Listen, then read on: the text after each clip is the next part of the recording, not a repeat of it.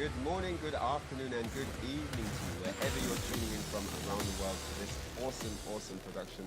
This is the PlayStation Tournament's Fight Nights for Tekken 7 in North America. We've just had one hell of a blast with the EU edition, with the invitational top 8 going to K-Top, and now we're back for more action for you guys from North America. Man, we've got a sick top 8 lined up for you guys. But first of all, my name is Ryan Hart, and I'm joined by Rip. How are you today, sir?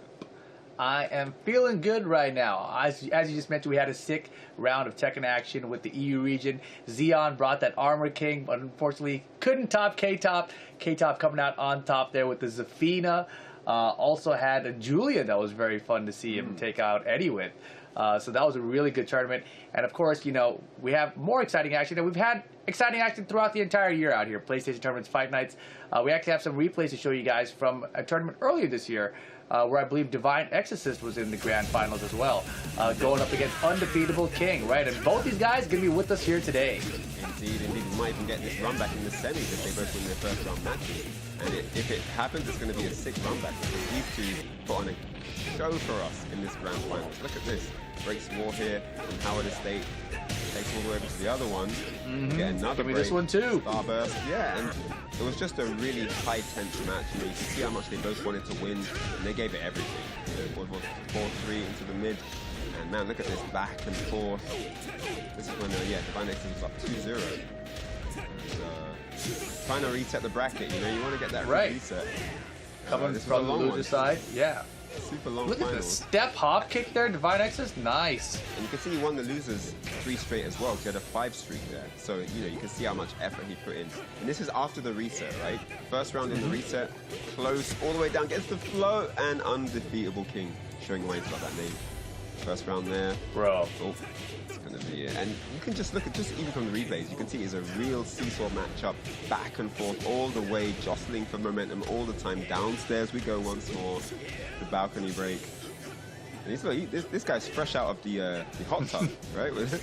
Right? Yeah, fresh out the sauna, etc. Yeah, look at this guy. Fresh out the onsen, the hot spring. And all right, so there you see the bracket that we've got lined up for you today. Moykusanagi, back from all of these guys have been here before, right? We've seen all of these before. Yep. Divine Exorcist, who's won a few Fight Nights previously. UndefeatableKing, who we just saw. Lo-Fi King, and then of course ELN with that awesome Raven, and sometimes Kuniomitsu.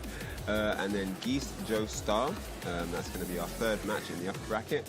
And then our fourth and final is going to be Joe Crush, who's a top contender here, performing phenomenally well, apparently, going up against Zen Alpaca, who's going to represent him as well. So, right from Arizona, I believe. From Arizona, okay. So yeah.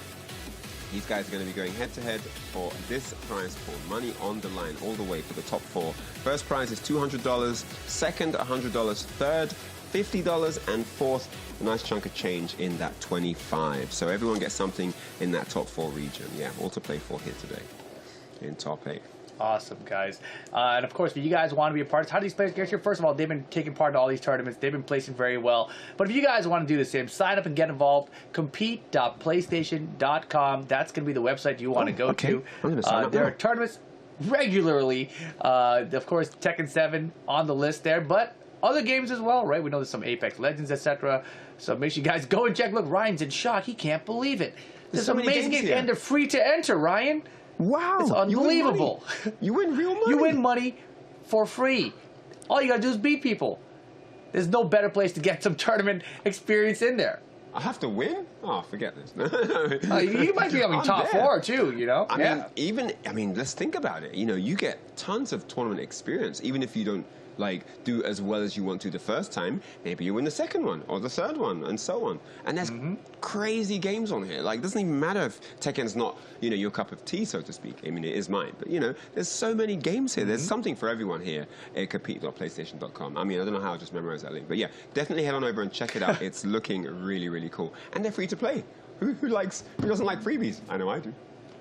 Free to enter. Wow, that was a great promo, Ryan. I think you're in there. You're hired for the next one. Oh my gosh. But yeah, guys, we got a lot of matches, a lot of contenders here. And as I mentioned, this is an invitational format this time around, right? So we're going to have best of three throughout until we get to the top three matches, right? So when we get to the winners final, the losers final, the grand finals, that's when we're finally going to get down to the best of five format. So something that most people are probably familiar with if they've been watching a bunch of Tekken action. See, something that came up in the EU edition, right? We were talking about it. We have had a balance patch, okay? Something we need to pay attention to. We have had an update. There's some system changes. There are tons of character changes. Some guys got nerfed. You know, some guys are arguably more or less still the same. I wonder what we're going to see here today, because obviously a few of the characters that did have some heavy changes are some favorites here in this particular tournament as well. So, I don't know. Do you think we're going to see any differences in playstyle? I think we're going to see some new tactics. I think that's what we're going to see. You know, the characters and the favorites of the tournament, I think that we're probably going to see Jack win this tournament unless Joe Crush wants to bring out the Geese. I think Joe Crush is the heavy favorite to win this whole thing. But you never know what's going to happen out here. That's what's so exciting about this, right? Yeah. And Jack is one of those characters who was slightly buffed in this patch. And I say slightly, I mean, when if you looked at the balance change list and you said which characters were the most changed and increased and which ones are the most decreased, you'd be like, oh my gosh, this is crazy.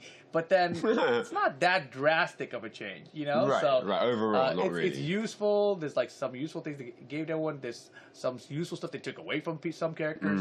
But more or less, you know, it's just kind of evening out the playing field, right? So before you would say like the top row is like here and like everyone else is kind of like here. Now it's more like this, you know? It's not like they've dropped off like way down here or something.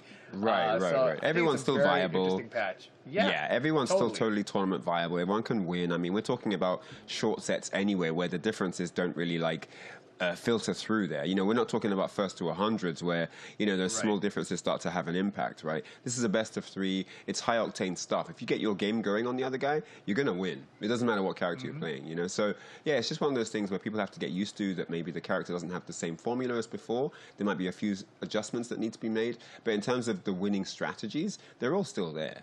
They're all still there. So, yeah, I mean, Jack 7, one of the characters that did have quite a few changes. I mean, it's not as thick as, like, Lydia's, like, you know, essay-long list of changes. But, yeah, you know, Jack 7 did get some buffs, as Rip mentioned. So, I mean, maybe this is the time to maybe investigate, let's say, or explore the roster a little bit more. Maybe a character that you were tempted to try before, maybe they've got some interesting changes you're interested in checking out. So maybe that's the time to kind of do some deep diving and delving.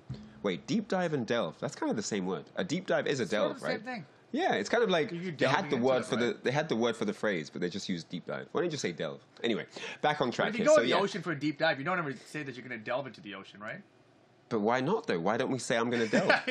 I've got my oxygen tank. I've got my flip-flops. I'm about to delve right now. Let's go. Going to meet my 3-meter-long shark in the Maldives. Deep dive, see some corals. Anyway, so, yeah, and I don't know. I think that these balance batches are a great opportunity to explore the roster. When are you going to get a better time to try someone new?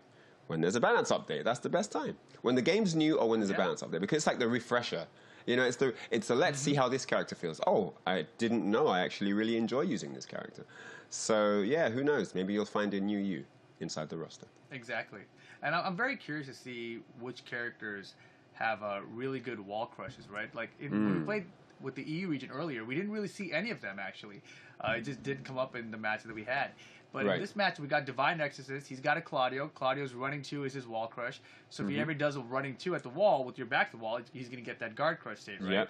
Yep. Those kind of guard crushes, or wall crushes, I should say, are a lot easier to land because they're on block and they're out of a high attack and they're pretty fast, right? So you're guessing for a mid here. So if you duck for that, you're going to get caught by the mid. You're going to get wall splat. So it's a little riskier to get out of that situation. So I think we may actually get to see some of that here. With Divine Exorcist this time. Use that with lore as well, like the dragon charge into the 4. Like if you don't duck, you're getting that as well, like that new animation against the wall. Yeah, exactly. So yeah, interesting. I mean, so Kazuya's one, you know, while standing 1+2, or Hwoarang up forward 3-4-4. You know, you get to hit, right? But quick moves don't seem to link. I don't know. I was trying to like link stuff. You know, like does that mean I get this on top? You know, it's like can't get that against the wall. I mean, on training mode it says 2 hits. It's like a big tease. I did like that into electric and it lowers. I'm like, oh my god, is it 2 hits? But obviously, you know, dreams can't come true like that. So yeah, that would be really cool though. If you've seen like, depending on the distance you do it from, If you do it from their back farther away from the wall, and it push them into the wall, then you get more frame advantage. So there are situations where Yoshimitsu, with his one, he's got, I forgot the notation, it's Kin forward 1+2. Forward 1+2. Oh, stance forward 2, yes. Kincho forward 2, yeah. Exactly, that one. It does the wall push, and then he gets the free sword spin. The standing one is unblockable. Right. So his is guaranteed. If he does it close to the wall, then he can. Then you have enough frames to down jab it to interrupt. Yeah. But at maximum range, you cannot do it. Yeah. But all right, looks like we're getting ready for our first matchup, guys. Indeed. Moykusanagi bringing out the Horang out here. 32 years of age, out of Mexico City, Mexico. You guys can check him out on social at Moykusanagi. Keeps it consistent. I like that. Same exact place you can find his stream. Twitch.tv/moykusanagi. We've seen him out at these fight nights quite a bit, so definitely someone to look out for. 21-5 is his win-loss record out here, so his win rate 81% across these 26 matches. It's a pretty good stat to have, man. Not bad. Looking good, looking solid, man. I mean, consistency is a key thing, right? Horang as well, definitely not slouching in the lab with that character. And yeah, looking good. I mean, like we've said, we've seen his awesome Horang, sorry, not Horang, Ganryu. We've seen his Ganryu rocking, so we know he knows what's on the line here. Julian Lemus, 20 years of age, from Mexico as well, rocking the Claudio. Is it Claudio? Is it Claudio? We need a poll immediately. Divine Exorcist4, that's his social handle. Check him out on social media and at Twitch. And there we see his win-loss ratio, 23 wins and 3 losses, 88%. Man, that's high. That's pretty high. If you've had 26 games, you only lost 3 of them, you're a threat. You're definitely a threat. Of course. So yeah, looking good. Divine Exorcist, I've seen him always up there, like grand finals, losers finals, winners finals. He's always one of the high places in these. Exactly. And here we go. They're going to be on Infinite Stage, Divine Exorcist with the Claudio. So of course we get the Claudio. I'd say we're going to see it, and then we don't get a wall. Wow, so straight into the match. I love it. Production always on the S+ tier quality here. Sick. Okay. But straight into the action. Oh, looking for the down one, trying to stop him. Down one, of course, a preferred defense technique against a lot of Horang players. You know, people kind of default to the down one to stop Horang in his tracks. And that was a great launcher. That was really good. Super ready. There's the running T we talked about. Oh, man. The range on that daddy long leg. Oh, my gosh. Solid first round for Divine Exorcist. You saw the solid defense against Horang there. Good call. And man, caught him, and there it is. Too? Yeah. Square in the jaw. That's the dentist preferred options. A few more days off a year. Oh, nicely done. Catches him slit. He tried to step. Game can be very unforgiving. You know, you get hurt just for trying to move on this game. You know what I mean? That was the craziest thing about watching Nia Evo to me. Like, he was just committing to sidestep all day, but it was always like the right direction. And yeah, I'm like, how are you surviving like this, dude? How's he blocking? It's crazy. They'll do like 5 wave dash, like a million wave dashes, then the other guy does it here and they block it, and you're like, what? What? How's he reacting? Oh man. Every single Pokemon he's like, sidestep this one, duck that one, sidestep this one. I'm like, what is happening? Knee got the science. Wow, right now though, speaking of science, look at this. This is a rinse right now. Putting on an absolute clinic, trying to close it with the low. Oh, speaking of lows, Moykusanagi trying to make a comeback. Oh, he's got a chance. Oh, there's the rage drive. 50-50. What the heck? Wait, he's still in it. Blocks on the lows. He's still alive. Dude. What is going on? I can't believe he's living. He might do this. Right now? Oh, bro, what? Clip that. Clip that comeback. Moykusanagi, he's a wild man, not giving up for a second. How in the world? Brought it he back had nothing to lose, I guess. Yeah, he literally didn't. And there's a break. Get off me. Dude. Just had this dry cleaned. This is looking like they have a lot of experience against each other. Yeah, the confidence there to bring that back. That looked like he knew what was up. Oh, yeah. Oh, what? Of course, he finished it. Then straight to down 3-4 again. Didn't get the punish on that. He ducked. Dude, who does these forward threes from Claudio? And there's the power crush. Bro. Oh my goodness me. Rage art? That's straight enough. into the rage art, and that's going to do it. Ties it up. 2 rounds each. I don't know what's happening here. Yeah, he turned this around completely. I don't know where he found all this from. But look at this. Moykusanagi. He was looking like 100% Divine Exorcist. Okay, he was going to 3-0 him. Look. No break on that throw. Divine like must that. be thinking, what's happened to my game? This was meant to be a guaranteed win for me. Uh-oh, while standing 4-4. Step hop kick. All right. And he scoops him off the ground. He scoops him off the ground like he's shoveling sand and takes him out. First game Man, that was tight though. That was tight. You thought it was going to be a quick 3-0 wash, and it looked like it was going to get knocked on its head really fast there. So 3-2. Yeah, just as you said, Rib, looked like they've got quite the experience against each other. Yeah, you know, a couple things that were interesting call-outs, like 1-2 on hit. It looked like Moykusanagi would always try to pressure or hit a button or something because he would get hit by it twice in a row. So if I do 1-2 on hit, 1-2 again, I'm like, how did they both hit? You know, and then he would hit something else and like, he would get hit by that too. I'm like, man, Moy's really trying to pressure, and Divine Exorcist really knows that he's going to try to respond with something after being hit. That was it exactly right there. Right there, yep. Production on point. And that happened multiple times. And the down 3-4s, you saw Divine Exorcist would duck and launch those. So that that's a lot of experience to have to be able to call that out. Sure. And on the flip side, Moykusanagi kept on ducking Claudio's forward threes. I was like, that's a hard move to duck, and you have to really know when your opponent's going to do it to even be able to do it. He did it multiple times in the same game. I was like, this is that comeback, right? Look, he just started blocking everything, jumping everything, got some clutch moves, and then he goes low, I think. Yeah, there it was. Comes all the way back, and this was a clutch round as well. Oh my gosh. Straight into the rage art. Damage. Over half life here with this rage art.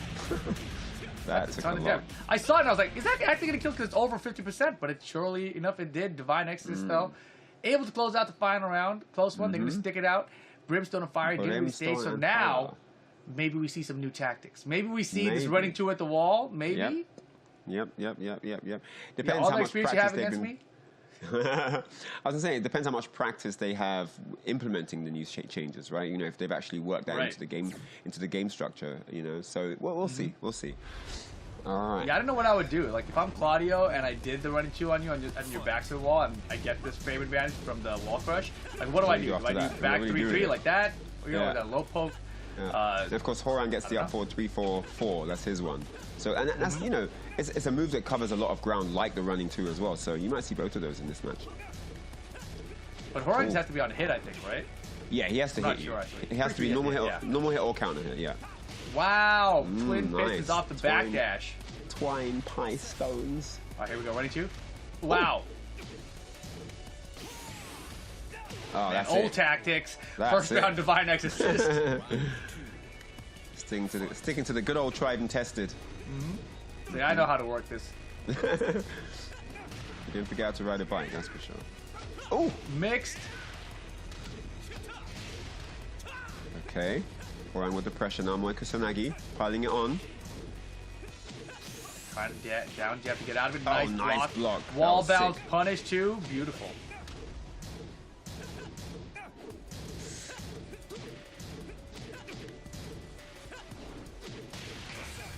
Oh my gosh. Wall's gonna save him. Oh, yeah, and he tries some jump over shenanigans. Weird camera angle. Yeah, he tried to jump over and try to get like a tech catch, I think, but unfortunately it didn't work out and Moy's ready for it. That's one round each.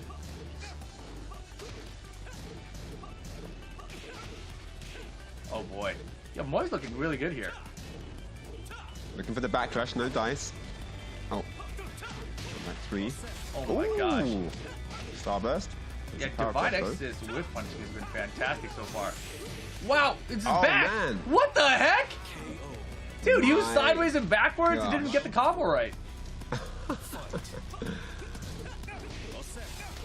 Dude, again, launching these down 3-4s, that's something I don't really see that often, to be honest. Wow, it's just short.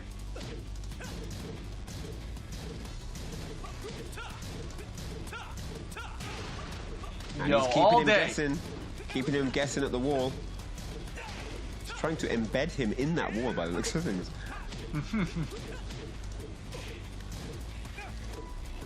Finally able to create some space. Uh-huh. Oh, man. Down 2-2. What? Wait, what? Uh-oh. 50-50 for the game, and he gets it. We're tied up. He had the down 2-2, but he didn't do the right combo. Man, that was a shame. All went to pieces at the end. You know, he definitely had some opportunities there, but it's not easy. It's not easy. But Moykusanagi, you know, I think at the end of that first game, he showed strong signs of life, and I think he just capitalized on that, on what he was building in the first game. No, for sure. And Divine Exorcist, that game, I felt like he was doing pretty good. I didn't even realize that he had lost the lead so quickly. Like once I saw that backdash twin piston right here, and I was like, okay, he's playing very sharp right now. And then before I knew it, it was like 2 rounds to 1. Moykusanagi's in the lead. He had that weird combo too, where it's like all sideways and backwards. I think it's coming up in this next round here. You got the launcher, nice. and then was this the part? Oh, maybe not. This part, I think. Oh, yeah, jump over Tekken. There. Yeah, shenanigans didn't work out. There's the power crush. Forces his way through the armor. This part. And that Look at was this a sideways weird combo. interaction. Yeah, that was mad. Yeah, super weird. And then this, he drops the combo. He goes for a hop kick after down 2-2. I don't know what that was supposed to be, but obviously it should have been the round for Divine Exorcist, and instead it's the game for Moykusanagi. Yeah, he works that strat again, the rage drive into that low, the low high to finish. He got that in the clutch rounds when he came back in the first game as well.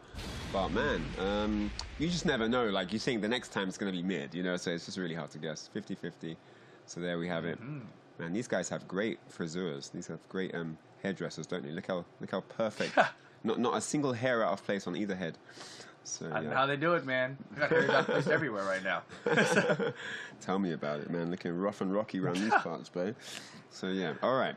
I'm about to get into game number 3. Best of 3, all the way up to winners finals, guys. All the way through double elim. All right, so winner of this is going to move forward into the upper bracket semis. Round 1. And it's going to be Island Paradise, I believe. It is indeed. Oh man, that should have been a back 3. That would have been so beautiful. Oh yeah. That was free lunch money right there. That launch. Oh wow, what a weird whip punish. Yeah, I can't believe it didn't work. Yeah. He had the right idea. Oh boy, 10 string? going back to Let's go. Going back to Tekken 3. 10 strings. Divine, he brought this back in like 5 pokes. Oh my god. And the balcony break, it's over. Wow. That's pretty low on health to not be able to use rage drive. Oh man. That time stood up for the down 3-4. Yeah. Step hop kick.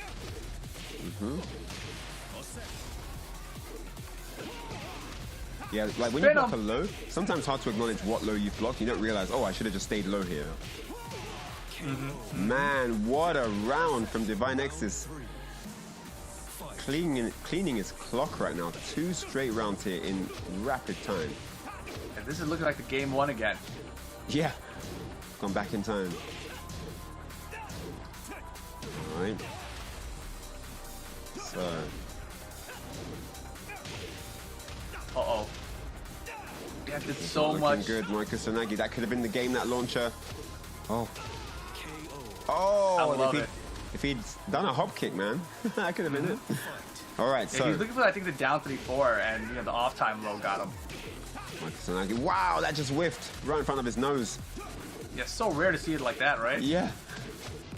There's the punish. This time it works. 2. Looking for the launch. No punish.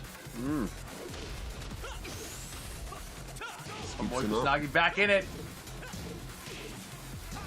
Going all mids now. Got to block correctly here. Blue stuff ready, so could be down to 2 or spin him. What a whiff That punish. might be enough. The wall's there too. Wall in play. There. Just needs the right ender. Yes. And that's it. Knee into shoulder barge, and that is all she wrote. 2-0.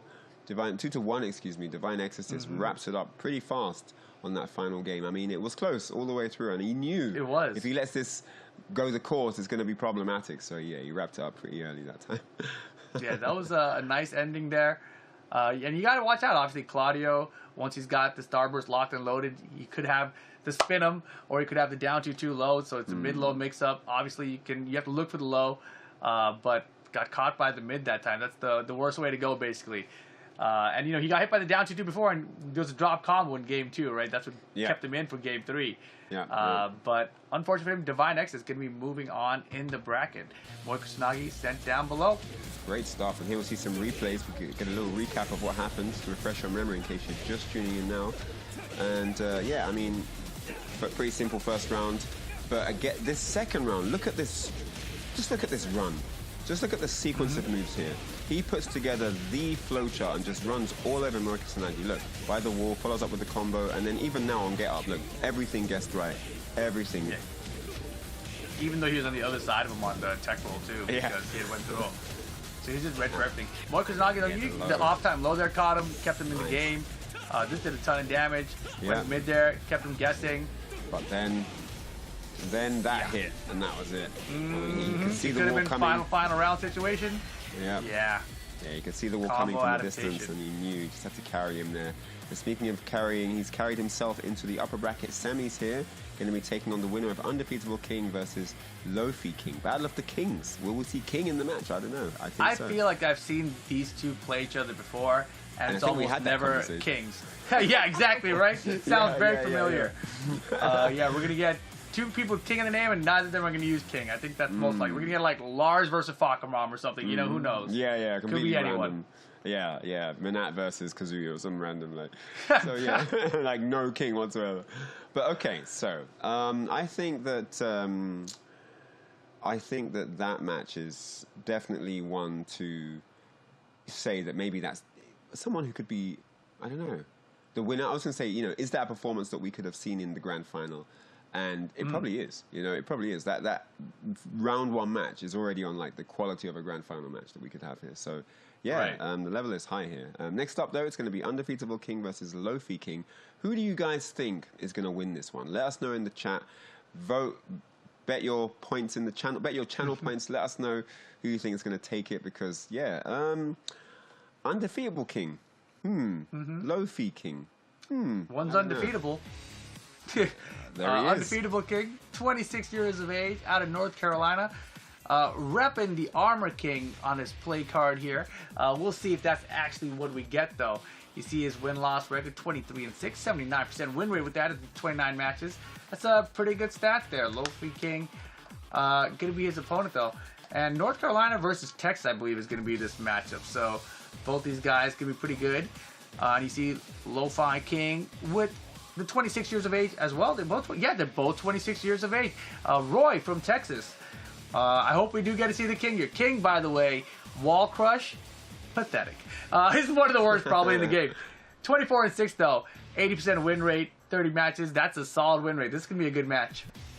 But hang on a second. I think UndefeatableKing, his Armor King was sick. If I'm remembering correctly, I swear it's that UndefeatableKing. It's coming back. I think to you're me. right. I think he's I a think we've seen him in the sick top 3 Armor King. before. Yeah, he was like ridiculous.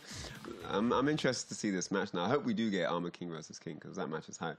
Student versus Master once more. Why not do it? And we just had Armor King and EU get second place. We did. Very, very good Armor King and Xeon. Shout out to Xeon. That was a really fun performance to watch. It's like every time he was down 2-0 about to lose, he's like, watch this. Turns it on. Like, dude, this guy's cool. Goes into that 6th, 7th gear and just, powers through. It was really nice to see that, actually. So, man, Battle of the Kings, no doubt. Let's see what happens. Maybe. Here. Let's see what we see right here. Drum roll, drum roll. Julia! We got one king. Of I'll course. take that. Where did Julia come Miss Chang. The UndefeatableKing gives us the Armor King. UndefeatableKing, never King. This time it's Julia. In the past, it's been Fakamram as an alternate. This time it's Julia. It's Queen now. All right. All right, so... Maybe. Yeah, okay. I mean, she's kind of like a King character. Go back to Tag 2, right? She was a little bit of a wrestler. Yeah, that's true. That's true. Yeah, with the JC. Yeah, definitely. Exactly. Okay. A lot of people want that character back, too. JC? Yeah? Interesting. Yeah, I mean... I don't see why. me neither, but I guess there's an acquired taste of people out there that like to see JC on screen. All right, so here we go. Round 1. Party crash to start off. Of course, Julie, that's what you're looking for. Yep. Pressure all day, right? Keep those elbows coming. You got a single jab keep out. Oh. G clef. Frame traps. Dunk! the Oh my wall. gosh. I love that. Oh, get off me. Break is good. So we've already got more breaks in the entire tournament of the EU. Yeah. Oh, man. The double crumple there. UndefeatableKing is looking a little shaky right now. Yes, it's early in the. It's early, right? It's early in the tournament bracket. Probably needs a bit of time to warm up with those technical characters. Mishima's King, Armor King. Excuse me. But yeah. All right. So trying to make his mark here, thinking about how to get some damage. Bow and arrow. Johnny was attacked as well. Nice break. 2-1. Into the DDT. DDT. Oh. No way. Did he press a button? No way. Oh my That was gosh. a bait. He just moved it and I was like, do it. Yep, yeah. I know you want it. Go, go, go. All right, 1 round each here. Good power crush. Power crush. That's a good option. I should have done that, Evo. I lost it. I should have done that. like, man, with power crush, I could have done that. I didn't even think of that. This guy's smart.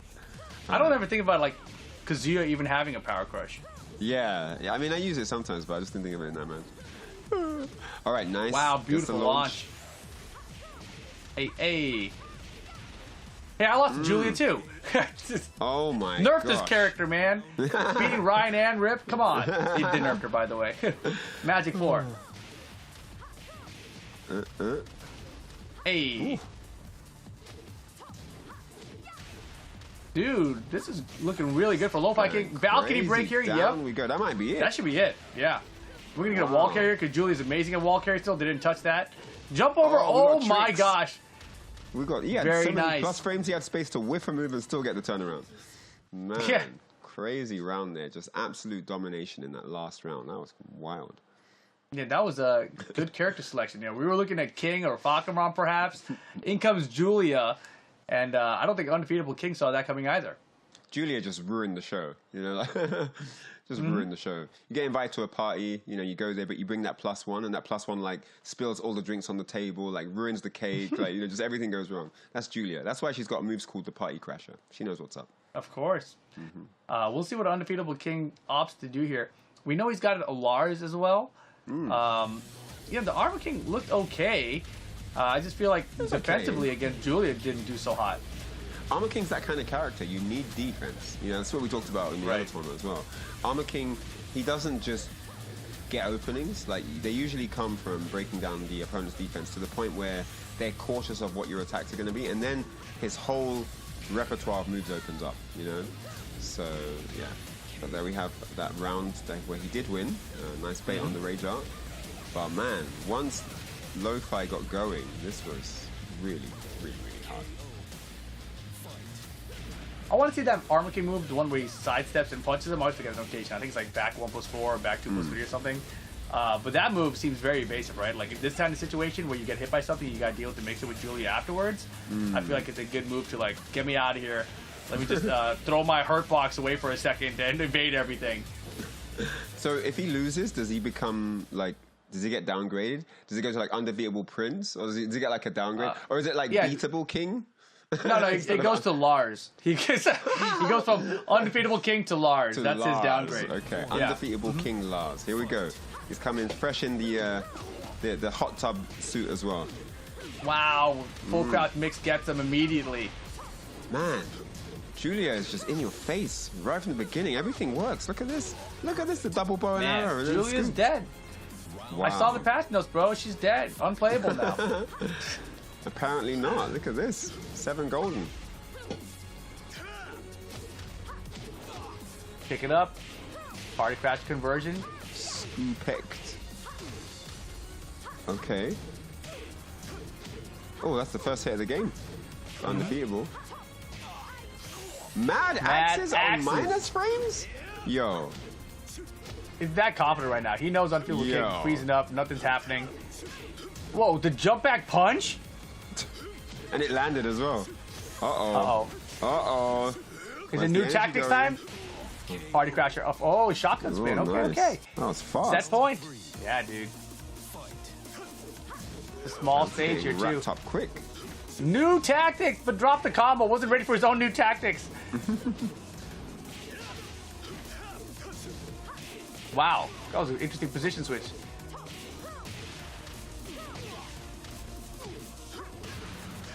Counter. Down back 4.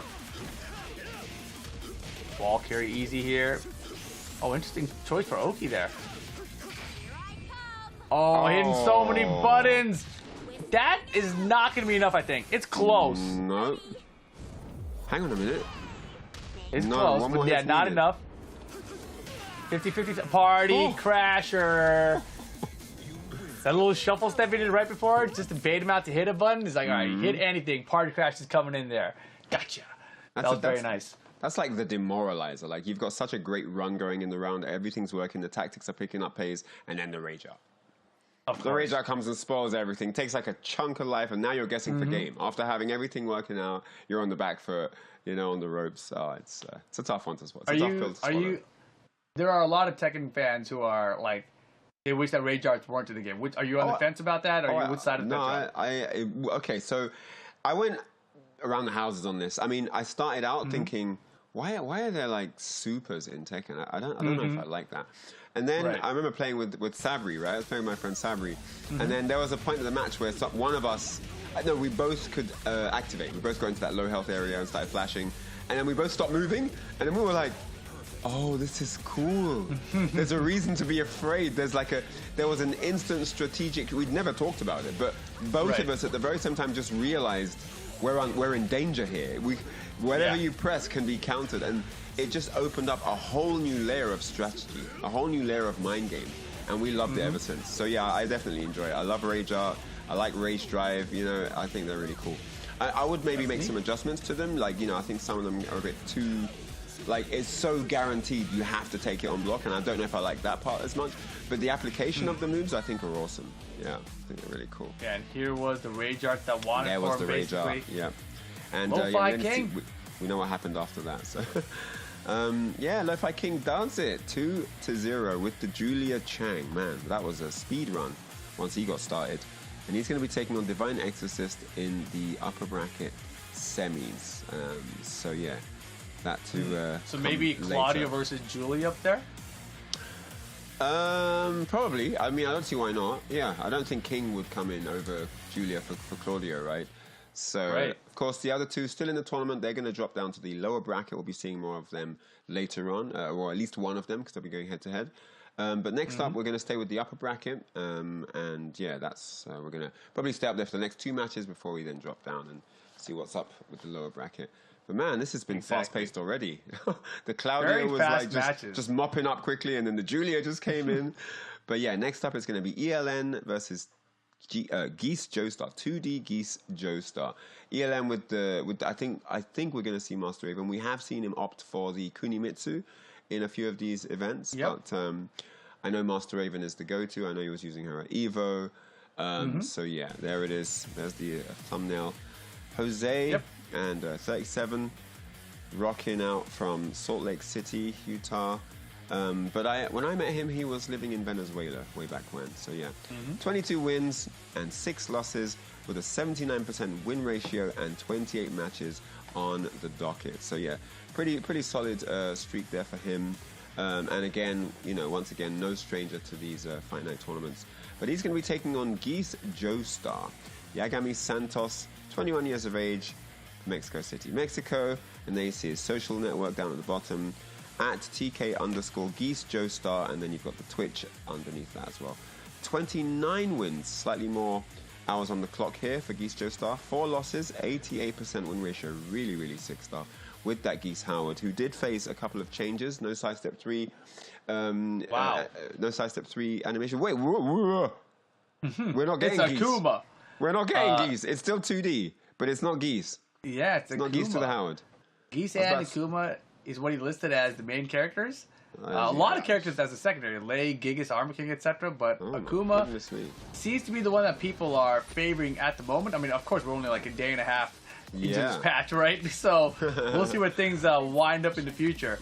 Unfortunately for ELN, both of his characters got a little nerf, Kunimitsu and Master Raven. Master Raven, I think, is one of the more surprising nerfs. Like, why did she need to get toned down? I got 50 reasons, bro. Oh, really?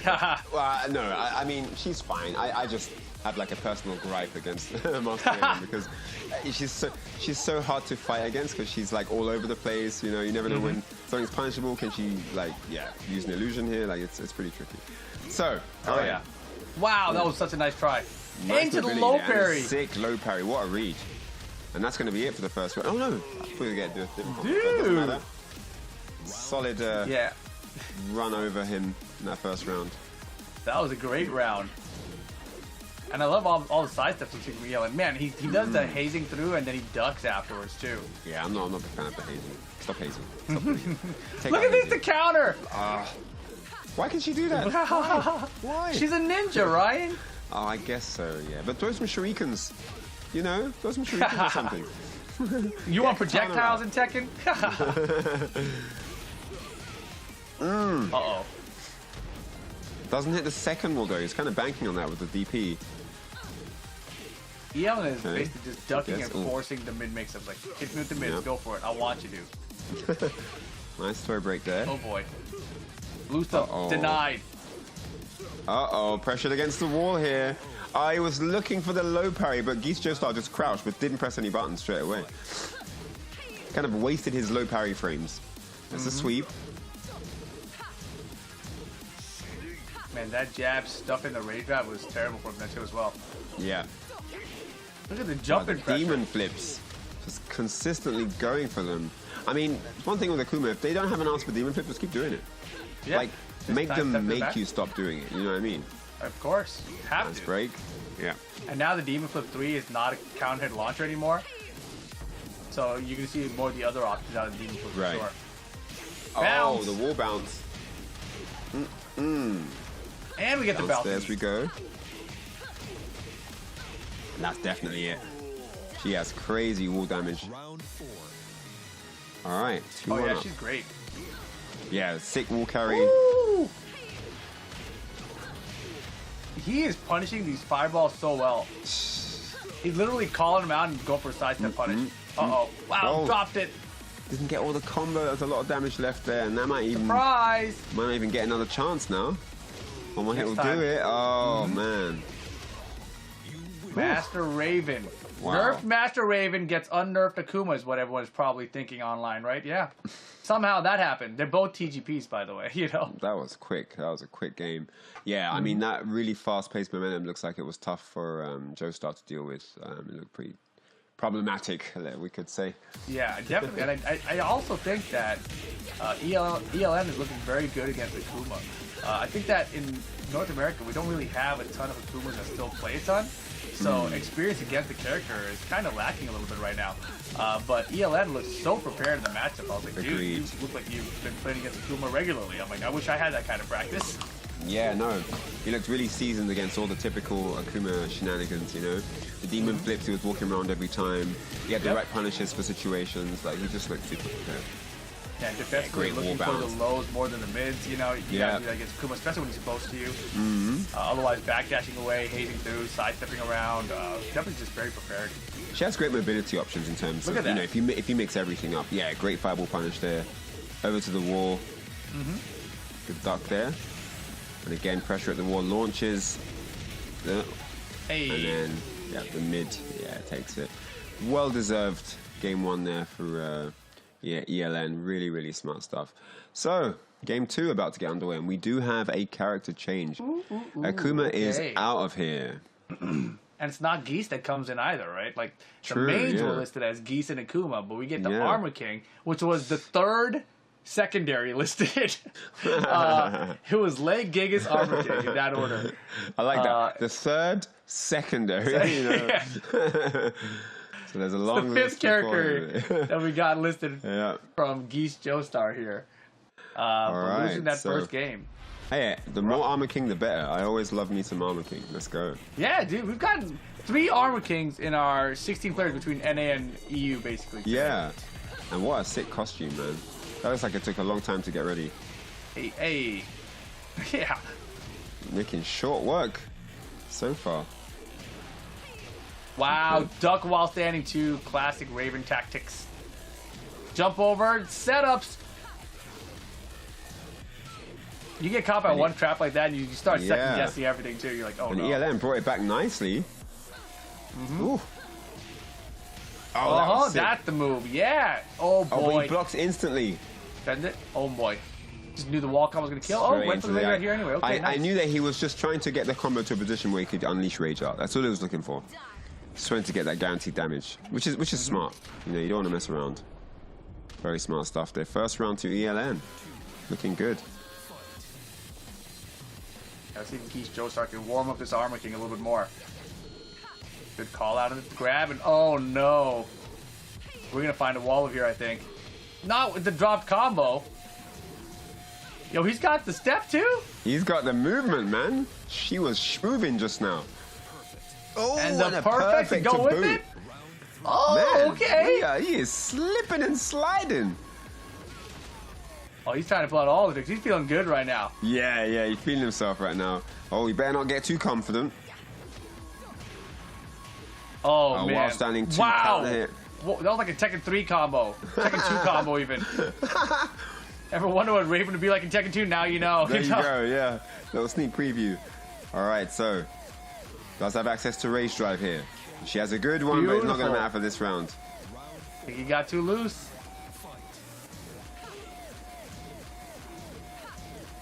Good block. Incorrect punish. That was the old punish. Got some damage, though. Into the multi-throw now. No, doesn't finish it. Good patience there. Yeah, I think ELN got way too loose, and now GeeseJoestar's back in it. Look at this. Hello. Look who's just woken up now. Oh, boy. Wow. Oh, and he's getting everything perfect. Look at this. Oh, she just stuck to the forward 2-1. And he's not making any mistakes. This is a this flawless round so far. Uh-oh. ELN wants to close it out here. Doesn't want to let this slip away. No teleport. That should have been a launch and the hop kick. And look at this. ELN got loose. And the next thing you know, boom! GeeseJoestar gets the entire game with Armor King. Plants him on the floor. And that is it. Armor King is back in play. From, it looked like the brink of defeat. Brought it back. And scarily accurate in all the reads towards the end there. Like everything was just hitting. There weren't even hardly things getting blocked. It was just throw, no break. Move, counter hit, combo. You know, and it was just following up. So really, really nice stuff. Gonna have definitely given ELN something to think about there because that was quite the turnaround. No, for sure. And ELN, you know, these wild stand 2s are working out. The tech traps are working. So it looked like it was still going to be like this offensive play from ELN that was going to keep things going. But when you see round 3 come into play here, things turn around drastically, right? Like all these, like I don't want to call them gimmicks, but all these tricks and traps that he was setting, GeeseJoestar was falling for, right? So he got very overconfident here that he could just do whatever he wanted. And then round 3 comes in and things turn around. Like that right there started the round, like no reason to do it. Like he was literally just trying to see, like, do you know this? It was like a knowledge check. Knowledge check, instead of just playing solid, right? And then just whipping all over the place. And GeeseJoestar way more patient, letting the teleports and everything go through him and punching after the recovery of it. That was a big difference maker. And look at this, he just dashed up, let him hit.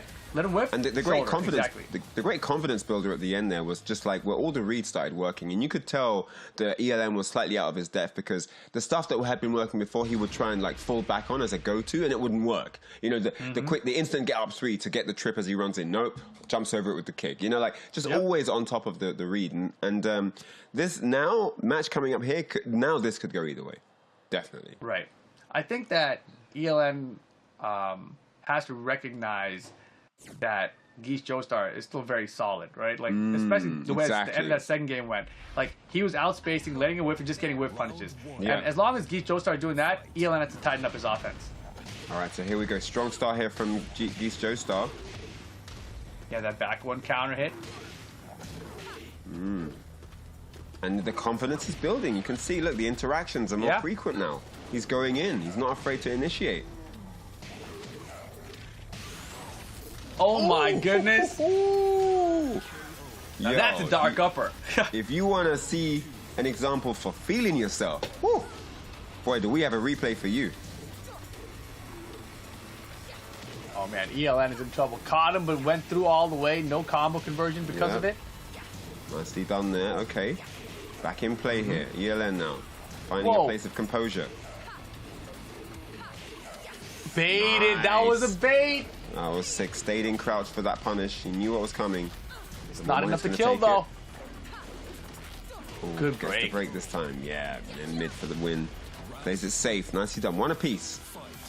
Game 3. Holy moly, I can't believe that didn't hit her. Dude, the hop kick. In between. Man, I just want to play Tekken now. Yeah. This always gets me so pumped up to play. Right? It really does. Giant swing. Oh, giant swing into the wall. Oh, boy. Look at the chunks. Look at the chunks off the bar. ELN, do you have a Morgan's 1 gonna pixel do comeback? No, this No boot. way, no chance. Look at this. Look boot at to this the back. turnaround. This is crazy. Uh-oh. Multi-throws, you got to guess. Incorrect guess. We get the pop. No, there we go. We got the escape. Yep. The he's out hop there. kick again. Oh, man, it's not going to matter. Hey, Follow up at the wall. Oh, the And pickup. picks it back up into It's a Frankensteiner. Frankensteiner. Oh, my word. Oh, ELN, all the traps, and a perfect. Wow, what a sequence there from GeeseJoestar, who's going to be very happy about that performance, man. Bringing it all the way back. The Akuma not working out in game 1, looking super bleak, but Armor King comes out and saves the day. What a finish there versus ELN. That was crazy. Man, you see that, chat? Armor King greater than Akuma. All right, that's all you got to know. Man, that was impressive stuff, though. And I think really the story for me there is, don't play with your food, don't get overconfident, because ELN was so comfortable, up 2 rounds in game 2. And, just like doing like stuff that you don't really see ELN doing, even with Raven. So definitely too loose, too comfortable. And, man, GeeseJoestar made him pay big time. Yeah, I wonder what that was. If he really just thought, you know what, I've got this in the bag. I don't need to focus too much or whatever. Because the way he started that round 3, it looked like there's no reason for him to do that jump back kick into the low sweep unless you think like this guy doesn't know my character and I can do whatever I want. Right. I mean, because I guess he also didn't account for what Joestar had in the tank, right? Because when he started turning on the heat, so to speak, he really was able to step up his gameplay to another level. And I'm not sure if ELN knew that he had that, ready to go, right? Yeah, I didn't see the other level there either. So I mean, the Akuma that overconfidence built up. Yeah, the Akuma didn't sell it to us, right? So yeah, but Exactly. Armor King definitely had more going on than Akuma did. Crazy stuff. Just this whole round is really sick. Like gets the multi throw up, and they got the escape there, but then the hop kick, and then the hop kick timing was great too. The hop kick was the game because that took him to the wall. Then he gets the delayed pickup here, and that was game. This was it. Look, Frankensteiner, moonsault, mid wow, kick. What a sequence! That all needs to get clipped. That all was crazy, man. All right, but there you see it, guys. GeeseJoestar, 2D GeeseJoestar, 2-1 over ELN. It's like he's trying to put everything in his name to make sure he kills any opponent that he's playing against. 2D sponsored this guy, and Geese is in his name. I'm quitting, and he picks Akuma against you. Very nice, 2D GeeseJoestar. ELN down to the lower bracket. And coming up next, we got Joe Crush versus Zen Alpaca. So this is your pick to win. So this is your pick to win, right? Joe Crush. Yeah. I'm not sure how Alpaca feels about that, but yeah, we'll see. We'll see what the form is. You said he's on, he's in good form right now, right? That's what I was saying. Why do you think he's going to win? Yeah. Because he's a heavy. He's been one of these guys grinding over the past couple of years, right? Online especially. Just comes off of Evo where he beat and eliminated Chikarin from the tournament, TWT champion Chikarin. Wow. Right? He just won ICFC a week at the ago. last Evo? This past Evo, yes. The one that just happened a couple weeks ago. Chikarin lost to Joe Crush? Oh, wow. Joe Crush eliminated him. That's massive. Yeah. That's massive. And the thing is, Joe Crush also used to use Geese Howard. So he beat Chikarin's Geese with Jack. And that is his character now. That character also slightly buffed in this version of the game here. You see him 22 years of age out of Texas. Follow him on social at JoeCrush_, twitch.tv/TKJoeCrush. But also, he's been on fire lately. The last 2 weeks, ICFC, he got first and second. Nice. So, just really, really playing out of his mind. Yeah. Joe Crush, 44 wins, 2 losses. Look at that win rate. 96% across 46 matches. That's the highest we've seen. That's definitely the highest we've seen, even across the European one as well. We haven't had anyone who's got that many matches in the book with a 96% win ratio. That's crazy. Yeah, I don't think that there's anyone in NA as hungry to improve and do well in tournaments as Joe Crush. There's a lot of people, a lot of new players who are doing well, and they're all improving, right? But Joe Crush, he seems to be on another level of hunger. But here you see Joe Crush's opponent, Zen Alpaca, Cassie, 24 years of age, out of Arizona. Going to be rocking the Julia Chang. I can't wait to see what she brings to the table here. 26-6 so far, 81%. That's nothing to sneeze at across her 32 matches. And sure. the biggest accomplishment she gave us was that she was winning her local. So that's the place that a lot of people start, right? Like you win your local, you're like, dude, maybe I can do this. And especially if you started even online, you know, PlayStation tournaments, Fight Nights, free to enter. You're like, dude, maybe I should go to a local and see what it's like offline. Win the local, like, wait a second, I can do this. Next thing you know, you're getting invited to a top 8, you're playing for cash. Very, very cool feeling, man. So we'll see what happens in this one. Awesome, man. Really, really sick stuff to both of these guys. You can see that, you know, they really mean it. She's obviously representing the Julia Chang, and Joe Crush, hot off his wins at EVO, you know, the top people that he took down and to eliminate from the tournament. So yeah, this is really cool. I mean, either way, you know, this is a great experience building exercise anyway, right? You know, you get to play people that have had more international experience, you know, and stuff like that. So yeah, this is going to be sick. This is going to be our last match for the upper bracket, first round. Julia versus Jack. I kind of like Julia. I don't know. I think it's a more technical gameplay though. Like with Jack, it's a bit more simple what you need to do to beat Julia, but with Julia, I think there's, you know, the precision in your timing and the moves themselves are a little bit more complex to do. But let's see what happens, I guess. Best of 3 about to come up. The interesting thing about this matchup to me is that Joe Crush is also a Julia player. So Joe Crush bouncing around a lot of characters. Yeah, he had the Jack was like the main. Then the Geese became the main for a while. Then started trying out this Julia. We're like, why is he using Julia? But then started making it work in tournaments a little bit. But it was clear that the Jack and the Geese are the mains. And then also tried out a King for a brief period, and the King was like, no, that's not happening. And then before you know it, like it was back to Jack. You know, and just in time for EVO did very well with it, and now that's the character that got buffed. The Geese gets nerfed, so it seems like Jack is here to stay for the foreseeable future. You know.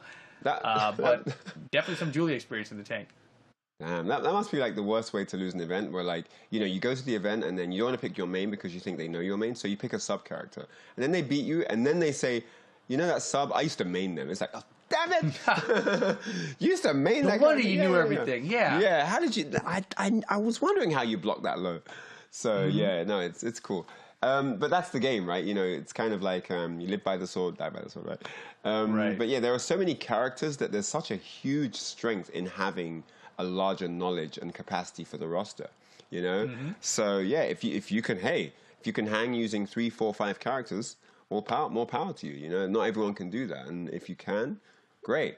If not, then you have to stick with just 1 or maybe just max 2 characters, which is also good enough. But it then means you have to go crazy on the research on the other matchups so you don't get caught out in tournament. And that's you know, always easier said than done. Depends on the size of your local community. Do you have a guy, you know, is there a person at your local that plays that character to a high level, etc., right? So no matter where you're from, everyone's learning on Tekken. Everyone is learning. It doesn't matter if you're from East Asia, North America, Europe. It's just this infinite grind up the knowledge hierarchy, because there's always a character that you have less matchup experience than another. There's always.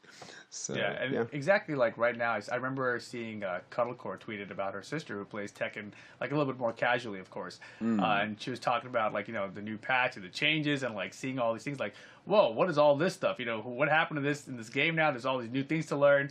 And Cuddlecore was talking about how intimidating that might be for a new player, you know, and seeing that casual perspective. Like, as a tournament player, you're used to seeing all the patch changes, you're keeping up, you know everything day in, day out, right? But on a casual level, you're like, wait, what happened? That does what now? Like, what's this wall thing that just happened? Everyone has that? You know, there's so much more. And so even at the highest levels of the game, everyone is still learning. You know, so it doesn't matter what level you are. There's always something to learn in Tekken, dude. For sure. I mean, it keeps everything fresh. It keeps the game feeling new. You know, it's something interesting, something new.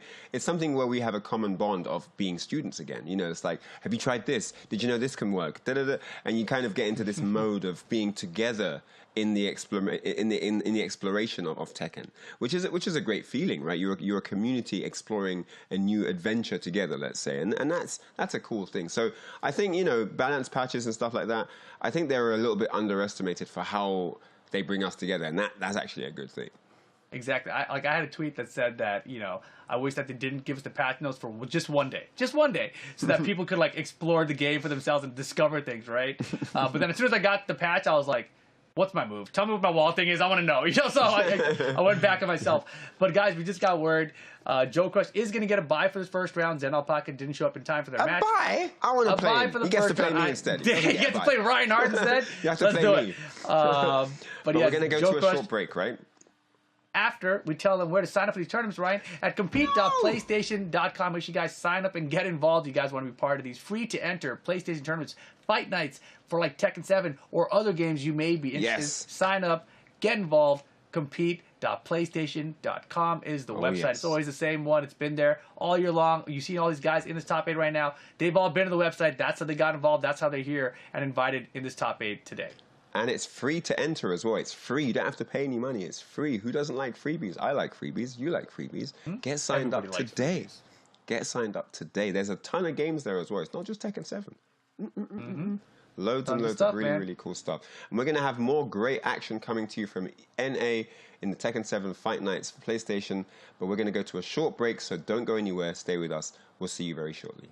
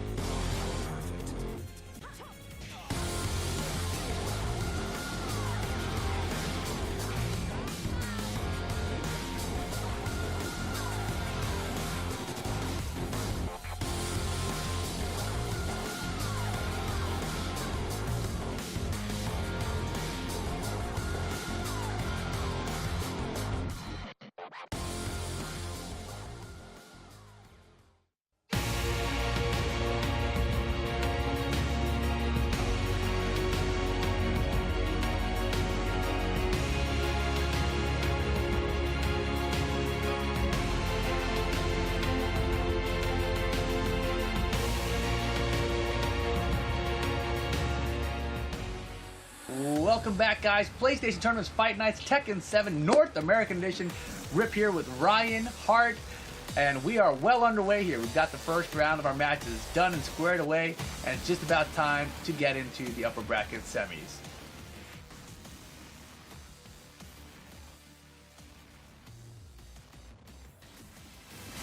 Oh, there we go, guys. Sorry, I was muted. So yeah, Divine Exorcist in that first game. You have to remember to unmute Mr. Hart. Remember that. I've got to like note to self and then unmute. Divine Exorcist 2-1 over Moykusanagi. That was a really, really close call. Moykusanagi, man, he was coming out the gates on fire once he got warmed up. And then Lo-Fi King coming in with that Armor King? No, hang on a second. No, Julia Chang, excuse me, the Julia Chang rocking out. Yes. 2 straight, and then GeeseJoestar. We didn't see Geese. We did see 2D though. We saw Akuma. That didn't work out. But then, to save the day, it was Mr. Armor King himself coming through over ELN's Raven. Man, it was a really, really close game. And then, of course, Joe Crush gets the DQ. So he moves forward as well. And that's it. So yeah, we're going to have our upper bracket semis coming up next for you guys here, just tuning in. This is the PlayStation Fight Nights Tekken 7 for North America. We've got the 8-man invitational here, and we're happy to have you all on board for the ride because it's going to be a wild one. Get strapped in. All right. And who do you guys think is going to win this one? Will it be Divine Exorcist and that Claudio, or will it be Lo-Fi King and that Julia, or maybe a King or Fakabom? I'm not sure. But yeah, this one a little bit hard to call. I think Lo-Fi King looked very good at the Julia, but the chat feels like Divine Exorcist. And let me tell you guys, all right? Right now, you guys, I'm going to call you guys the NA chat. The EU chat, they were impressive earlier. They had 100% incorrect answers the entire day long. It was unbelievable. Guinness Book of World Records for them, dude. It's ridiculous. Every guess was wrong. Crazy. I've never seen that before. It's not been done. It's not been done. Yeah, never will it be replicated. If you guys continue it, though, we may have an entire day of being wrong. So here we go. Divine Exorcist. I mean, this isn't a bad guess because he had a really... You know what? Because he won confidently the first game, but then Moykusanagi with a really strong comeback. But then he weathered that storm and still came out on top with a W. So maybe this 73% of the chat believe that no matter what you throw at him, he can come through shining on top with Claudio's hair, not a hair out of place. Maybe that's what that is. So yeah, I get it. I get it. I get it. Put me in there. Put me in that 73. Yeah, I'm in there. I'm with you guys. Divine Exorcist looked very good against Moykusanagi. I feel like they definitely had some player matchup experience. We'll see about this one, though, because I was very impressed with the Julia we saw at Lo-Fi King. And, you know, I'll see. I'm curious about the character choice here, honestly. Like, because Julia wasn't a character listed, but Julia looked very good. Yeah, it looked really strong. We didn't really see what would happen when he kind of gets knocked down and forced to play defense a bit more. Right. And he might get put in that situation here in the upper bracket semis. So until I see that, it's quite hard to say what I think is going to happen specifically. But yeah, when it comes to offense and you know, oppression, hassling, harassing the opponent, yeah, he's golden for that. He's got everything going for him there. Yeah, and Julia very good at playing that game in general, right? And Julia, a counter hit character, she wants you to come and hit some buttons anyway. She's got the Magic 4 ready to go. She's got the 1-1-1 ready. Yeah. You know, we saw the side steps earlier into shotgun spin stuff, or even just a full crouch mix-up. So she's a well-rounded character. Now, I said all that, and I was like, wait a second, what is this character lacking? Maybe she's lacking wall carry. She's definitely not lacking there. No, yeah, she's good. She's pretty darn good.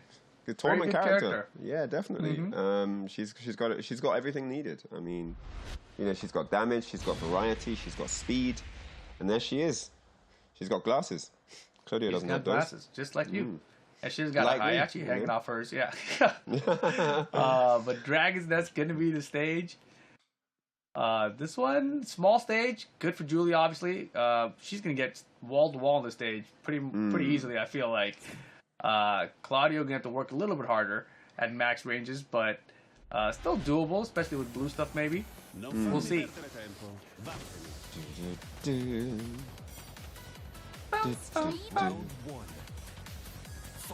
Game on. Wow, the elbows. 4 or 5 of them in a row. Crazy. Carried him to the wall with these elbows. Ooh. This is fast. What is going on? No throw break. Ouch.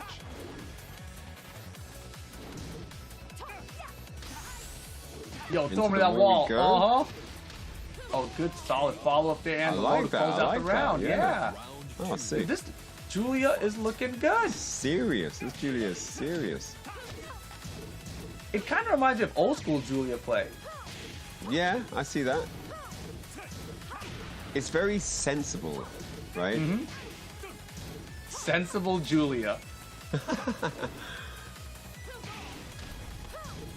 You know, it's not so like wild and wacky that we've like kind of become more accustomed to seeing these days with Julias. Yeah, starting off with 5 party crashes, like you're a Julia main, bro. You know, like I can tell. You've been playing check for a minute. On block or on hit, he just kept going. Yeah, 5 of them in a row. That's the way to do it. I might have to pick up this character. He seems cool. Yeah, Julia looks like a good character.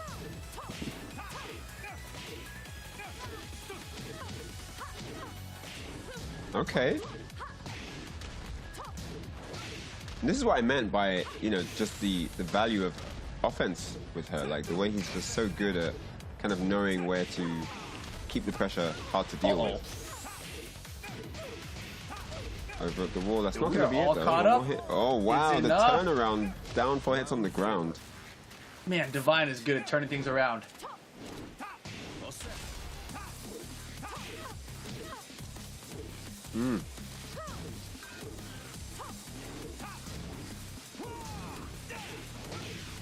Oh. Oh boy. Oh, no duck there, but no punish. Divine Exorcist just blocking now. He does have the lead in rounds here. He's managed to stay on top here. Nice low parry there from Lo-Fi. Hey. Mad Axe is no break. No break. Party crasher. And then just Gets the jab. All right. finish. Nicely done. 2 rounds each. Flying around to start it off. Uh-oh. Low conversion. Doesn't get it. Second hit counter hit launcher on delay. Oh no. Wow, but missed the wall combo. Down to 2. Unbelievable. Perfect. Unbelievable. Oh my gosh, I can't believe what kind of turnaround we've just seen. After that first round that was just so dominant. That first opening like round and a half from Lo-Fi was just so one-sided. But man, Divine Exorcist, and this is what we talked about, where you can throw everything at him and the kitchen sink, he'll still come out on top. He'll find a way around it. He'll find out. He'll bring answers to the table. The delayed second hit that was the counter launcher. First of all, I've never seen anyone get hit by that and get counter launched by that. And it was only because I'm not saying that this was an error on the part of Divine or on the part of Lo-Fi King, right? But just the fact the way Divine delayed the attack to that maximum delay, I've never seen a Claudio try to do that, which is why I was like, oh. I would have got hit too. Probably like, oh, I didn't know that was you're a just thing. not ready for that. Like, who does that, right?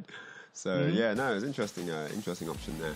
Then we see some of the replay of game 1. Got the bow and arrow, and here we just saw momentum. You know, just really making Divine Exorcist ride the wave of momentum. And yeah, great close to the first round, and just looking solid. You know, even in round 2 until things like that. Until that hop kick comes out. But it doesn't close it, and he gets the knee. Yeah, we've seen even from the highlights that we showed at the beginning of this broadcast where Divine Exorcist looks for those sidestep into hop kicks, right? So he looks for a sidestep into a whip and punch with a hop kick. Solid strategy no matter what character you have, that's a hop kick or a down for 2 or something. But look at this. This is a close one. Final round situation.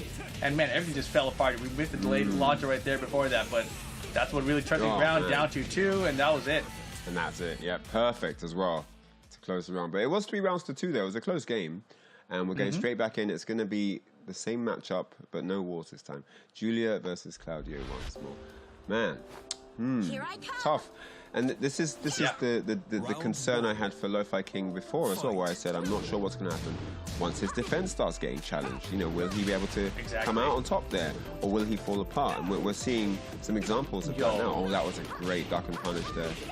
Yeah, there was 2 really good defense things. First, we saw the whip punch running 1, and then right there we saw the duck launch and the running 2 from Claudio. So, good solid defense to start things off for Lo-Fi King. Looking really, really good. Obviously, made some, I don't know, some notes after that last game, you know? Thought about what you might need to change, what you might need to be prepared for. Looking for the down, forward 1. Whoa. Oh, he gets the float. Ducks the Nice, high. that's gonna be the round. That was, I think, the string that was delayed and caught him countered last time, right? I could be wrong, but it looked like it. Another delayed string, perhaps. Ooh. Man, I love that. Party Crasher 4 as a natural combo with Punisher seems so good. So sick, yeah. Oh man, and gives him back the perfect that he ended the last game with. Beautiful! Nice. So ready. Yeah, that down 4-2 with Punisher just out of range. That was really nice. What? Surprise! Haha. Yeah, gotcha. That's what Divine is saying right now. What? He finished it?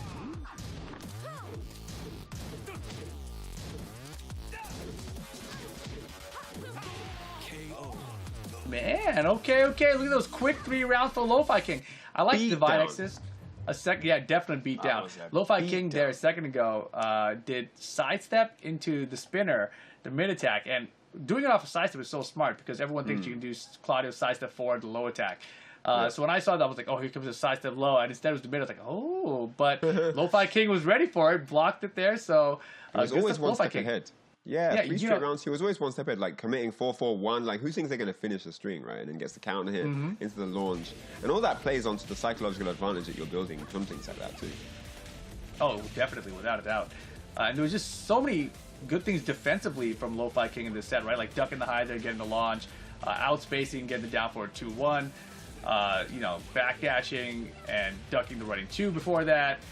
Just tons of good defensive options. So, you're asking about what's going to happen when Lo-Fi King's defense gets broken down. I mean, he just showed us here that his defense is pretty darn good sometimes.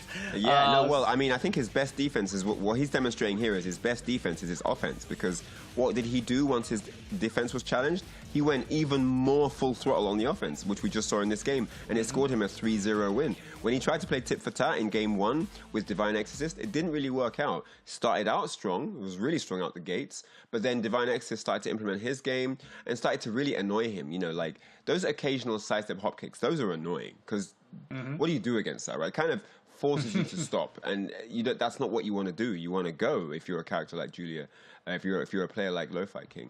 But that game there with no walls was just his expression of offense. I'm going to just keep steamrolling now. I'm going to keep going forward. And he did that really, really well. I think he's recognized that that's what works for him. This, jostling for movement in the mid-screen and playing neutral, I think he's realized this is not for me. I'm just going to go in. I'm just going to do my thing.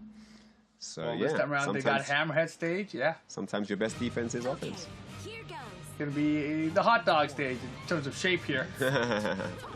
The hot dog, let's go. And lit back on the offense. He's not wasting a single second. For better or for worse, he's in there. Oh, wow. Uh-oh. Yeah, counter it confirmed. We might get back to the wall here. Doesn't get the park crash, not deep enough. Not quite. Nice block. Again. Wow. Can we find a wall here? It's Julia Chang. Of course she can find a wall. Of course. All right. Got the lead in the set here. Best of 3 in this one. So first to 2, final game. Hey.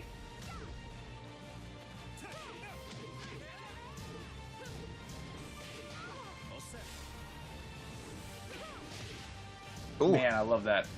I want to play Julia just for that. Party Crasher 4 with Punisher.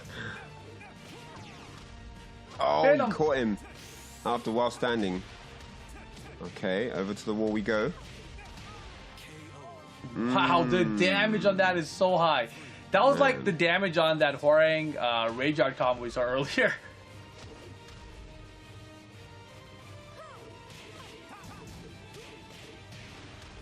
Nice. Confirm. Dunked. Yep.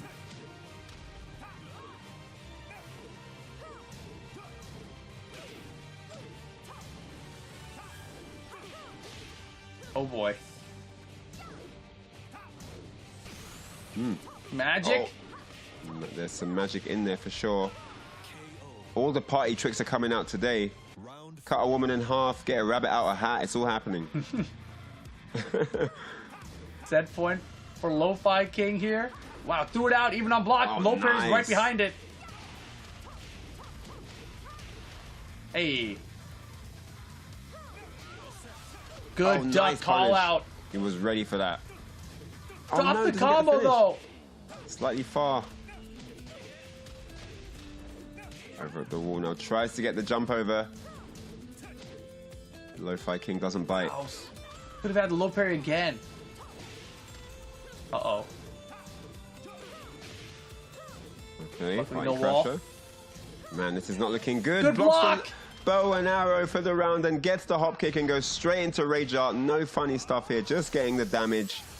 And then we see the Uryu Ishta, the Quincy bow to seal the round. 2 rounds apiece here. Final round. Divine X's Lo-Fi King. Wow, that was risky.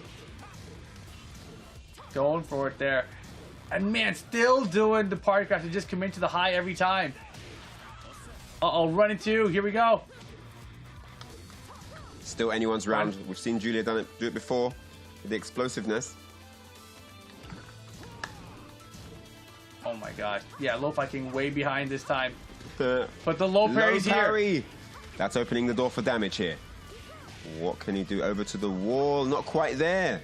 Goes mid though. No bow and arrow. Off the wall. Doesn't get off the wall. Eats everything. One hop kick is over. Doesn't get it. Let him. He doesn't let him use the Rage Art or Rage Drive, and that is it. Lo-Fi King takes it. What a comeback. Yeah, very, very nice Lo-Fi King. Yeah, needed it, right?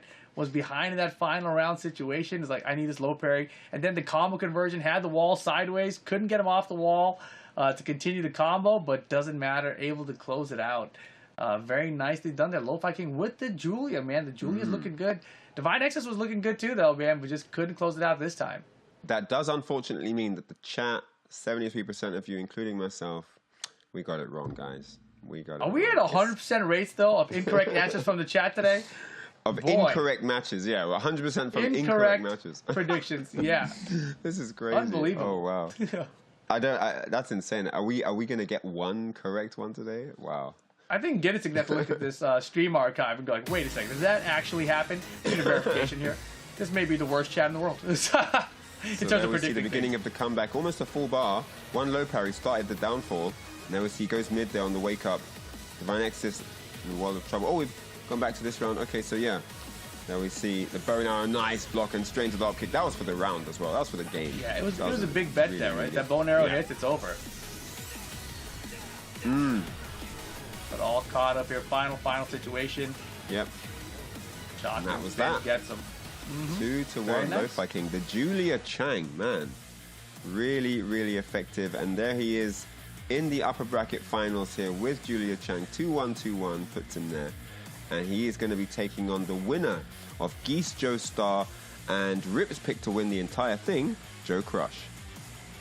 That's my pick, but GeeseJoestar is going to be a very interesting matchup here because he's got so many top characters. He's got the Geese. He's got the Akuma. He's got the Armor King, which we saw, and great adaptation there in his first set earlier today against ELN, right? We looked like he was just done. 5 rounds straight, whatever. It's like, oh, it's over. He shouldn't have picked the other character first, whatever. But all of a sudden, he's like, hold on a second. I still am very focused. And, I was looking at GeeseJoestar's bio they sent us, and he's won a lot of tournaments, traveled to Israel to compete as well. So definitely a strong competitor offline and online. Same for Joe Crush, though, right? And Joe Crush, he's going to be familiar with the Geese, as we talked about, beat Chicorin at Evo. Right. But you can't really let that be in your mind because obviously, maybe your playstyle is different. Earlier today in the EU tournament, we looked at K-Top with the Zafina, and he had a very aggressive Zafina. Everyone else kind of plays this more defensive, backdash heavy style, counter fishing style, whereas K-Top is just rushing in there with stance mix-ups and keeping people honest. And a lot of people's defense couldn't hold up against it. So you really have to test your opponent with your character. And this time the chat says Joe Crush. Man, they just want your boy to lose. Yeah, I think that's what this is about. We shall see. Man, they could get one right here though. Or maybe they get one right finally. Who knows? They 61%. So yeah, 6-4 in the favor of Joe Crush. What does that mean in a best of 5? In a best of 3, excuse me. I'm not sure. It's fairly even, I'd say. Slight advantage maybe, but yeah, it's going to be good. I'm looking forward to this too. Yeah, I think we're probably going to see Jack from Joe Crush, and then from GeeseJoestar, I'm not sure what we're gonna get. You know, it could be the Akuma again, could be the Armor King again, could be a Lei, a Gigas, who knows? Gigas has some weird changes too, man. Like when you look at the patch notes, you see his buffs, you're like, that's kind of weird. But he's got this while standing 1 on counter it now, which does that butt flop and they bounce back up. Right. So if you get that with the opponent's back to the wall and you're slightly off axis with Gigas, you can convert to full combos with it. There's a couple clips on Twitter about all that. So it's a very situational thing. I don't think a lot of people are going to land that. Like, I don't think we have enough Gigas mains at that high of a level that are going to be even looking for that. But it's there if anyone wants to try to convert it. And it has to be on counter hit, too. So good luck making that work for you. Yeah, off axis, counter hit. Yeah, and if you do, it's going to be cool. You have to really earn that one. Wow. Pretty unlikely we're going to see that a day and a half after the patch comes out. Right. Off-axis counter hit, that is crazy. How would you even set that up? I have no idea. Maybe you guys know in the chat. Let us know if you do.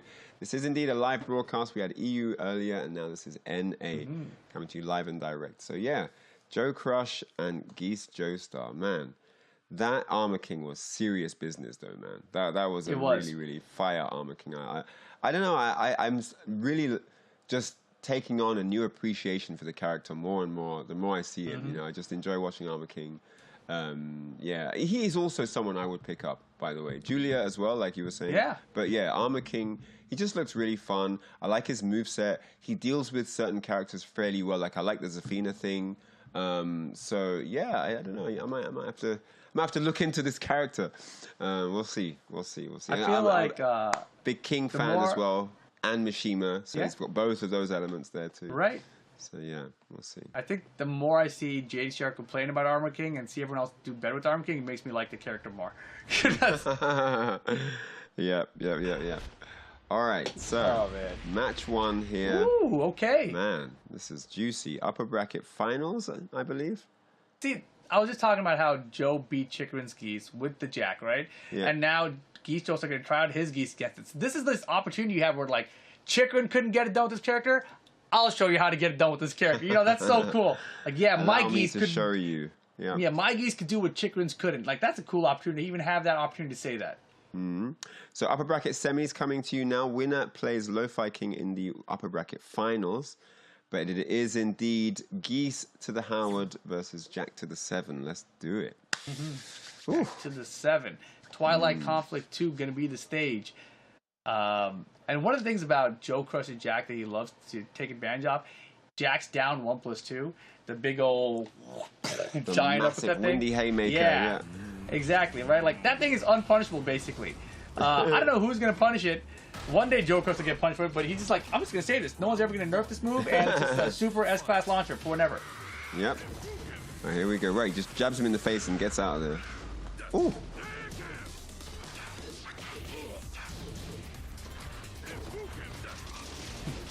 Uh-oh. What spacing? The wall's right there. Hey. Counter, I don't think so. First round, Joe Crush.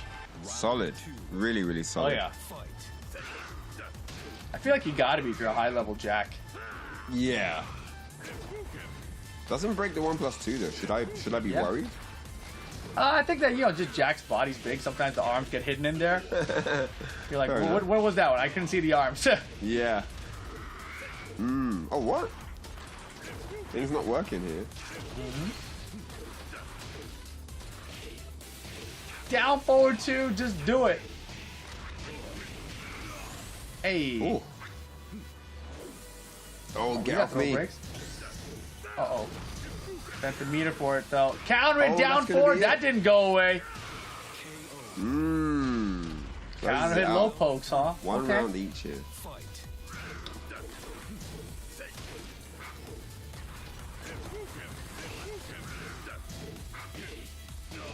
Wow. Dude, his down forward 2 timing is ridiculous. How does he know? Sick. Yeah. Whenever I use Jack and I'm down forward 2ing, I'm always getting punished. I'm like, man, I can't figure out how to use this Psychic. move.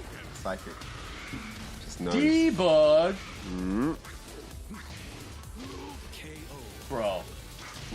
So mix.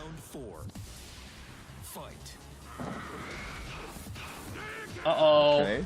Luckily he didn't have meter. Combo. Almost got a bar now. There it is. 1, 2. Step 3 also seen some changes here in this patch.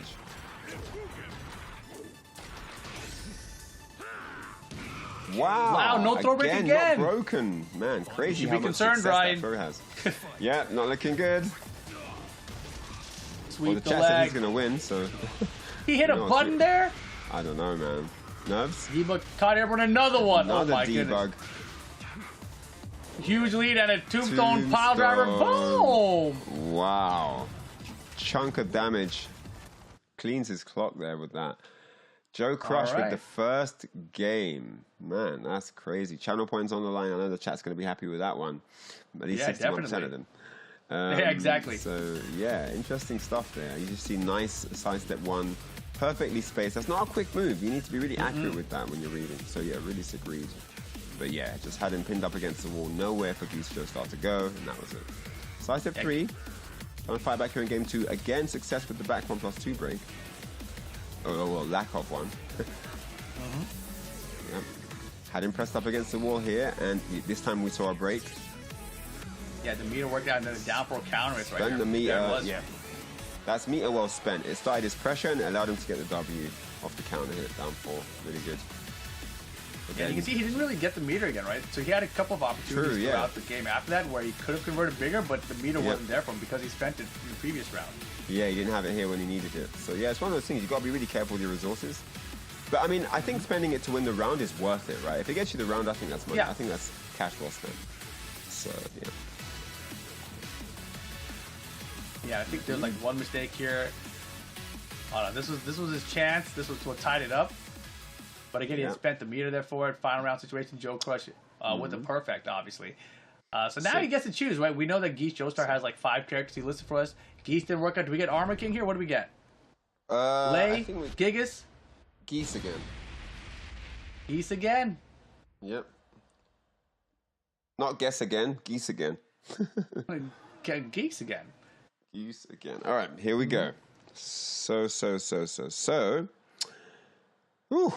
I wonder what strategy. I mean, it wasn't a bad game. It was final round.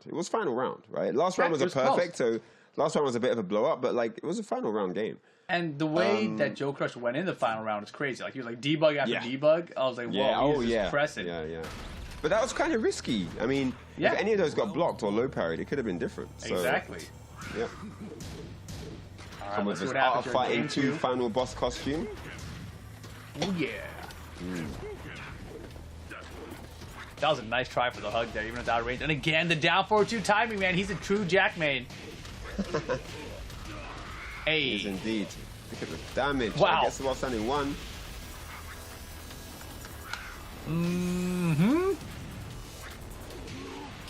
Bro. Oh, man. The read's too good right now.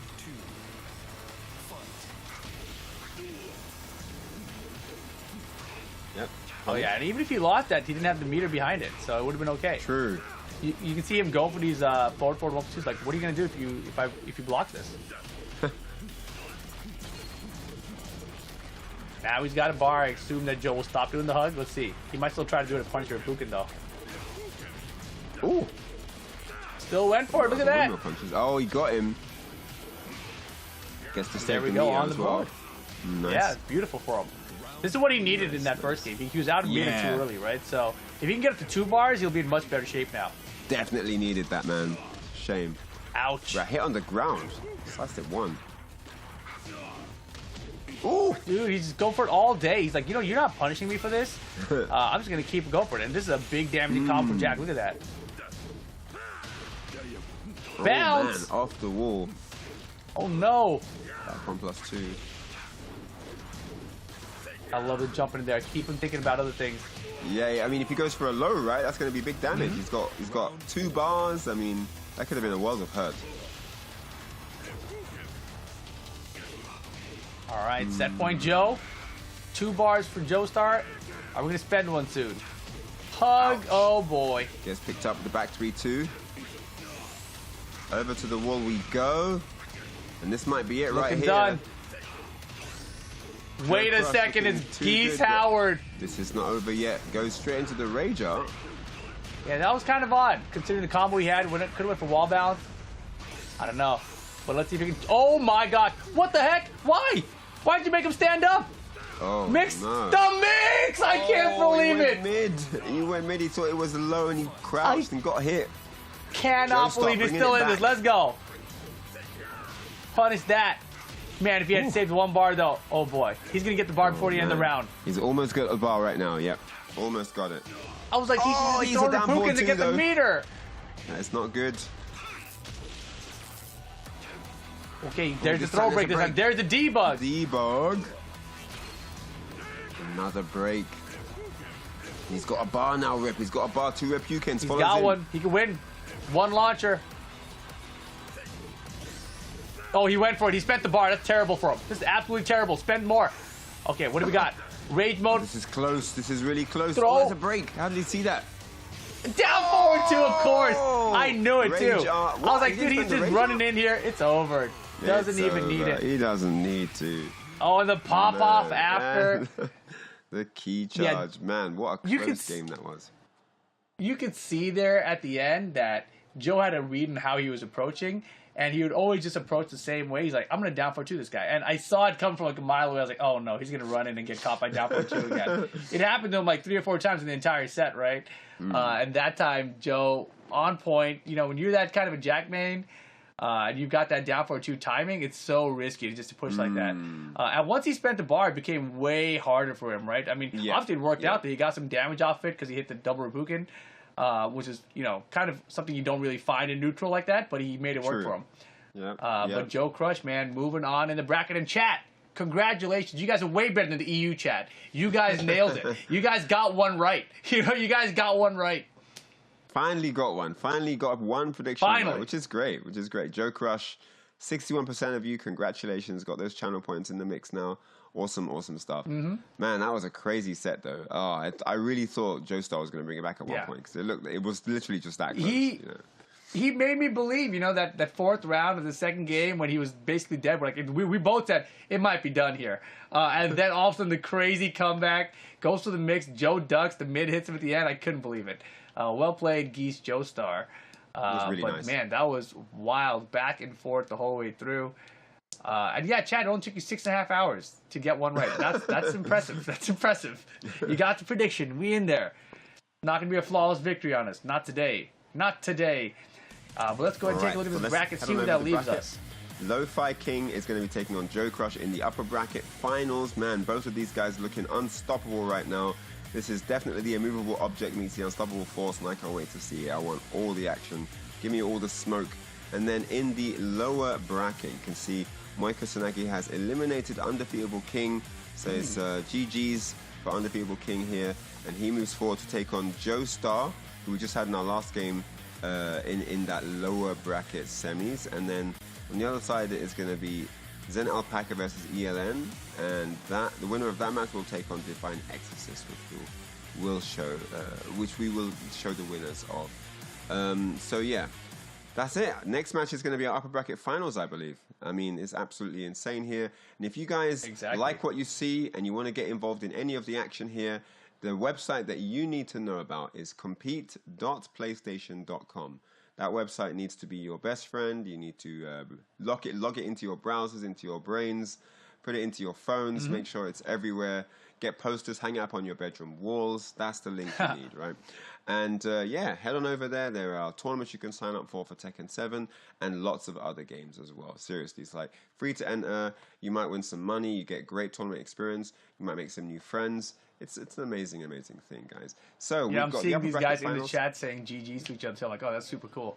Yeah, no, that's really nice. I mean, it's what it is. This is a community. We're all here for the love and passion that we have for games through Sony's hard work and efforts and a great, amazing broadcast team. So shout outs to those guys for making this all happen for us here.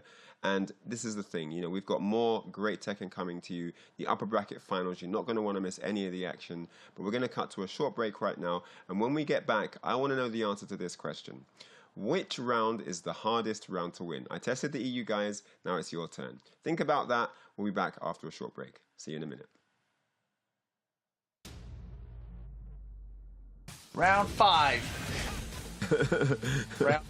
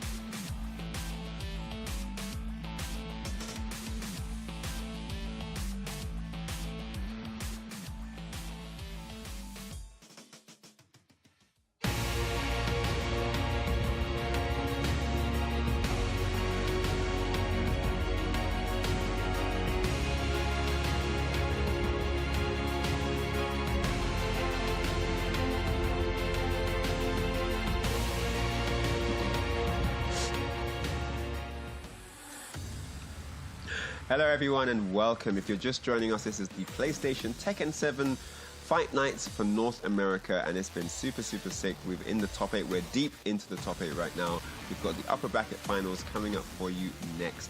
I'm Reinhardt and I'm joined by Rip, and this has just been absolutely insane. But to answer the question, you guys are probably waiting with bated breath for the answer to my question that I posed to you before the break. The answer to the question, which is the hardest Tekken round to win? The answer is the round where your opponent has nothing to lose. That's the hardest round to win. Wouldn't you agree, Rip? What do you think about that? I didn't believe it until we saw it after you told me last time. I actually didn't know what the answer was. When you first asked the question, I thought like maybe it's the first round because we have no information yet. Maybe it's the last round because they're fighting back so hard, or final round situation. But it makes a lot of sense. Once an opponent is down 2 rounds and their whole life is on the line, they're gonna try something different, right? They're gonna bring out something that you're not expecting because they have nothing to lose. And so I like that answer. It's a very interesting way of thinking about the game. It's not necessarily moves. We were just talking about it during the break. It's not like now they're going to use this move instead, right? It could just be that they're going to change their strategy towards you. Yep, exactly. So yeah, guys, make sure that you think about that when you're 2-0 up and it's hard to win the round. Maybe you kind of think about that and readjust your strategy and focus to win there. So yeah, speaking of winning, we're going to find out who's going to win here today in the top 8. We've got Lo-Fi-King, who's going to be taking on one of the picks from Rip. Well, the pick of Rip to win the entire bracket here, Joe Crush, who is definitely looking like a menace here. Hasn't dropped a single game so far, whereas we do have Lo-Fi-King, who did have a close call in with Divine Exorcist there in that upper bracket semi.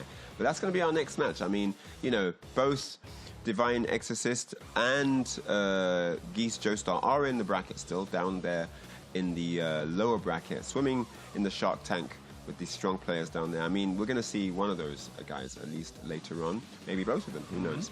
And but for now, yes, Lo-Fi-King, the Julia Chang is working out. The pick is working out, Rip. I mean, it's looking really strong. He's been able to just come through the bracket, tearing through everything in his path. But Joe Crush is a different kind of machine by the looks of it. It is, and of course, a different machine named Jack 7. This winner's final is going to be a best of 5, though, right? So there's a couple more games played, and we know that Lo-Fi-King has the King and the Falcon Rom as well. So if the Julia isn't working out, there could be a switch there. As I mentioned, Joe Crush did have a Julia of his own, so he's got the experience there against that character or knowledge of that character.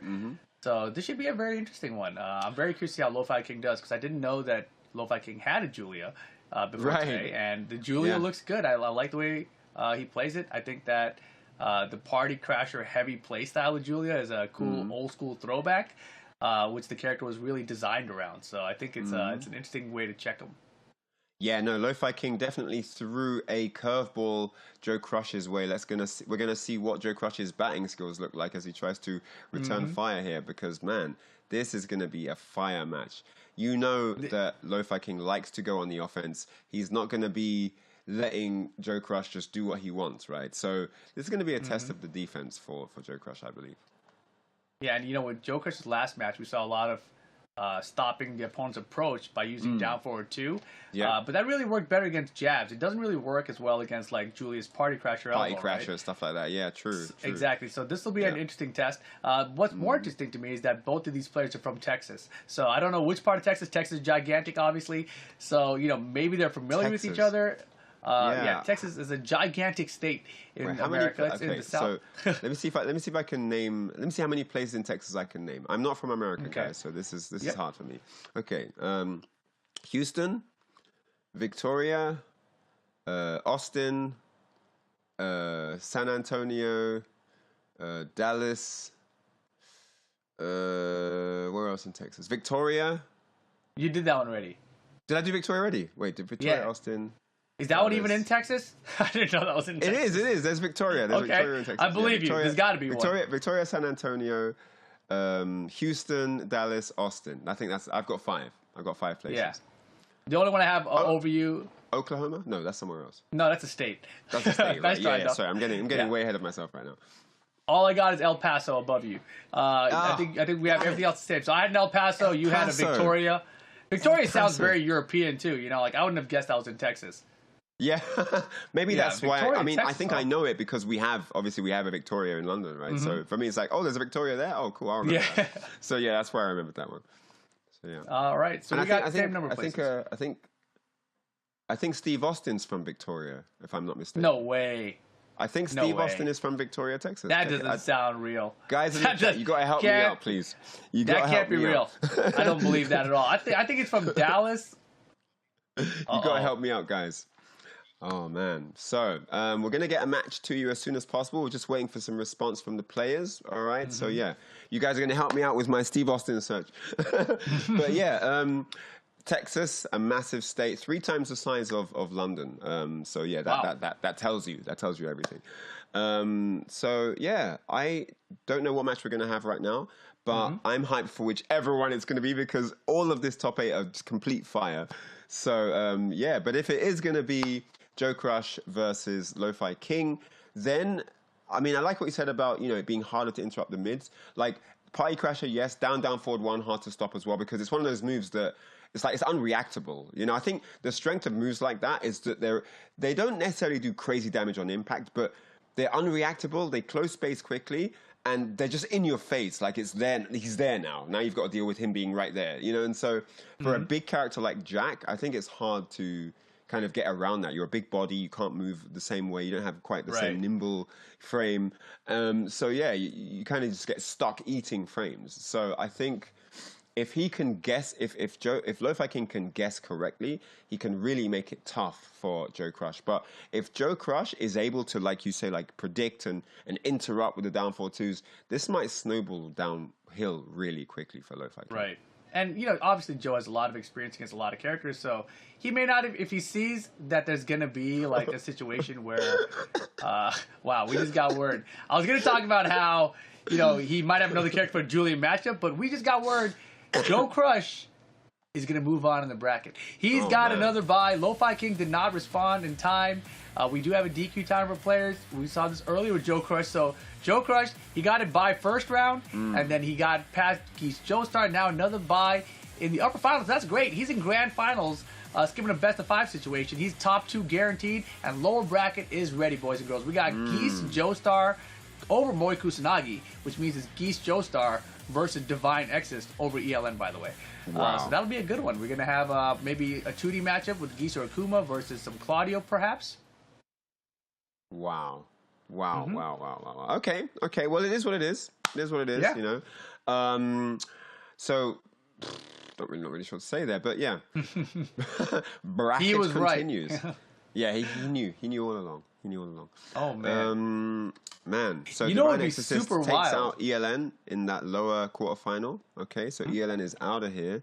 Divine Exorcist moves forward. But yeah, and talk of the devil. Divine Exorcist, we're going to have him up next.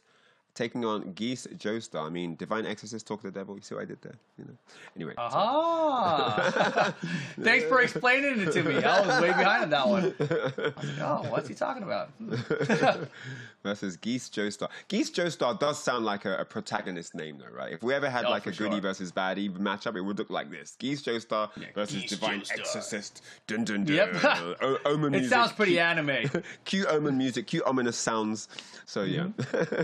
All right, so that's going to be up next. GeeseJoestar also very explosive with the Armor King, but maybe we'll get Geese this time, or maybe we'll go back to Akuma. I couldn't tell you. But I think Divine X is going to be rocking out with the Claudio, because why not? Been doing really well with him, got him this far, and whether it's going on offense and winning with the straight form strat, or weathering the storm and pulling off a comeback, we've seen him do that better than anyone so far in this bracket, so yeah. Definitely. And this should be a very back and forth matchup based on everything we've seen so far from these players. So I'm pretty excited to see which way it goes down. I'm just very, very curious about what character we're going to get. I feel like that's the biggest question out of GeeseJoestar, right? Like, you have the 2D guys, right, which we talked about. But I'm curious if we're going to see this layer, this Gigas. Like, I think the Armor King's most likely here. But I'm very curious about laying this patch. So I'm kind of like secretly hoping we get that, but this is lower bracket semi, so it's only first to 2 here. You don't really have as many games to play with. Right. So I think he's got a lot of better characters, at least historically, previous patch versions, at least better characters.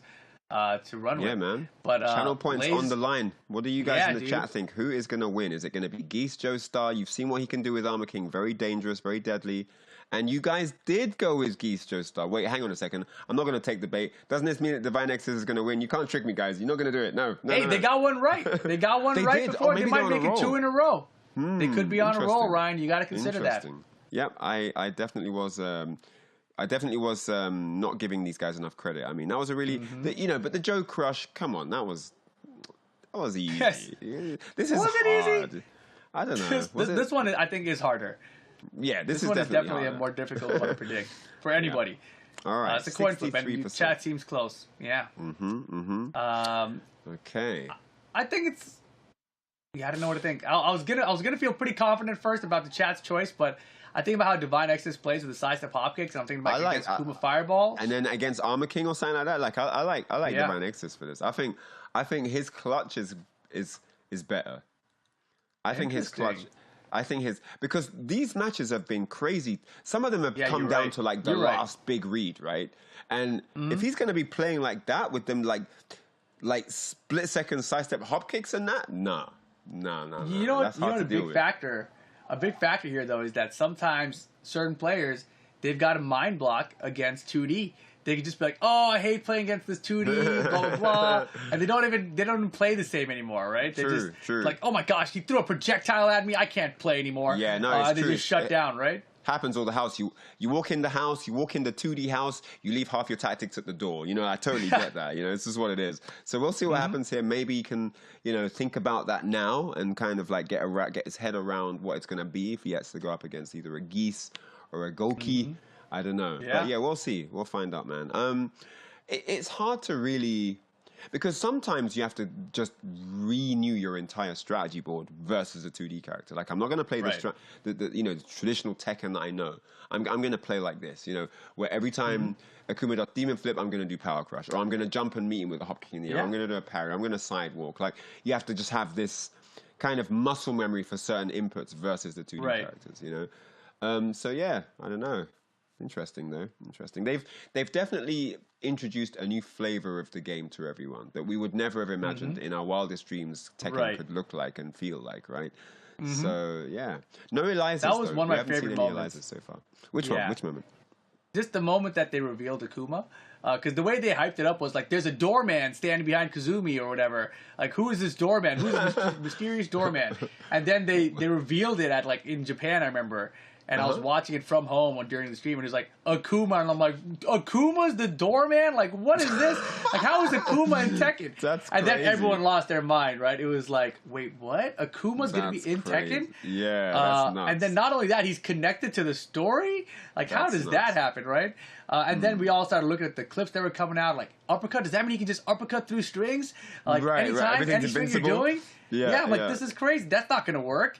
But they made it work, right? Like, it's a pretty impressive feat, introducing that new playstyle to Tekken, as you mentioned. It's not something we ever expected to happen, and they did, honestly, a pretty good job. Obviously, the character's still very good. I think they just want to keep him good, to be honest. I think that, it's pretty impressive that the way that they made him work with the Tekken system. Yeah, no, it's a great job from the developers. I mean, obviously he's had complaints about being too strong and stuff like that, but the fact that he could be implemented into the system of Tekken is already a great feat. That's a great accomplishment, And then not even just Akuma, but then you've got, Noctis that came in from Final Fantasy. You've got Geese Howard that came in from SNK. You've got the one other, Akuma. You've got Negan from The Walking Dead. You've got Eliza that came in as an original character. I mean, there's just so much work that's gone in to give Tekken so many branches of new flavor, right? So many different things to make it as fresh and original, like to just renew the franchise as much as possible. So yeah, no, it's a great job. I was just wondering, like, do you think that they knew that they were gonna put Geese in when they started building Eliza for Tekken Revolution? Like, do you think they knew that far ahead that was going to be a direction?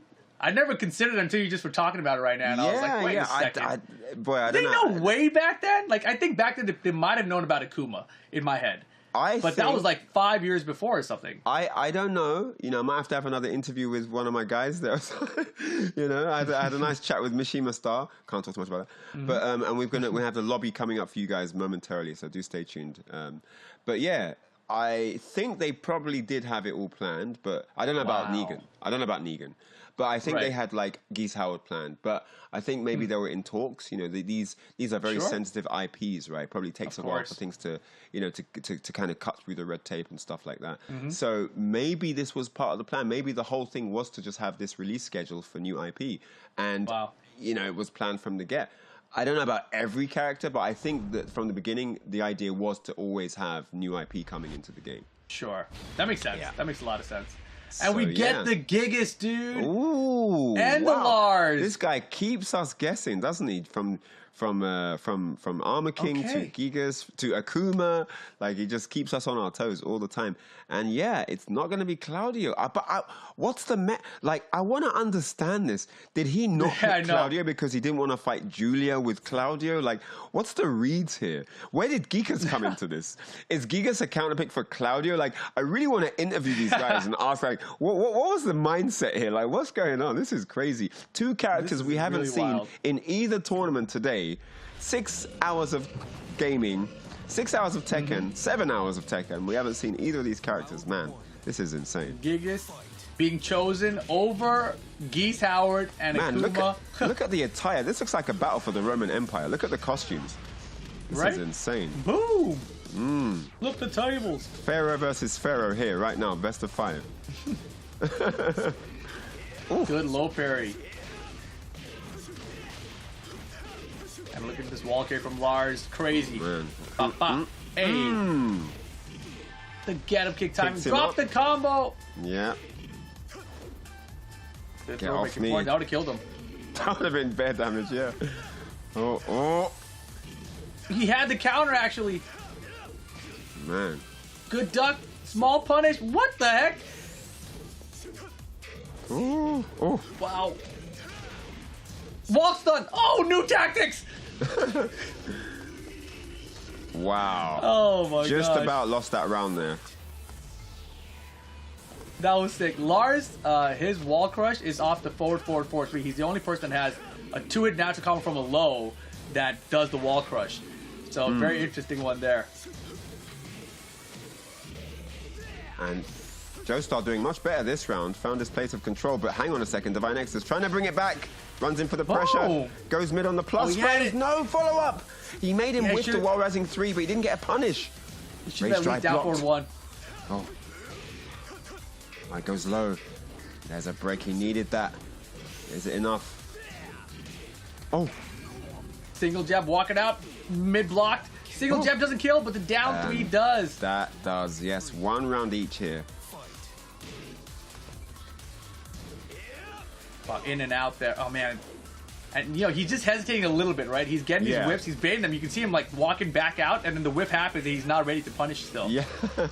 Every time. Punish. Oh, just a little okay. Wow. Ooh, got tripped up. Hey.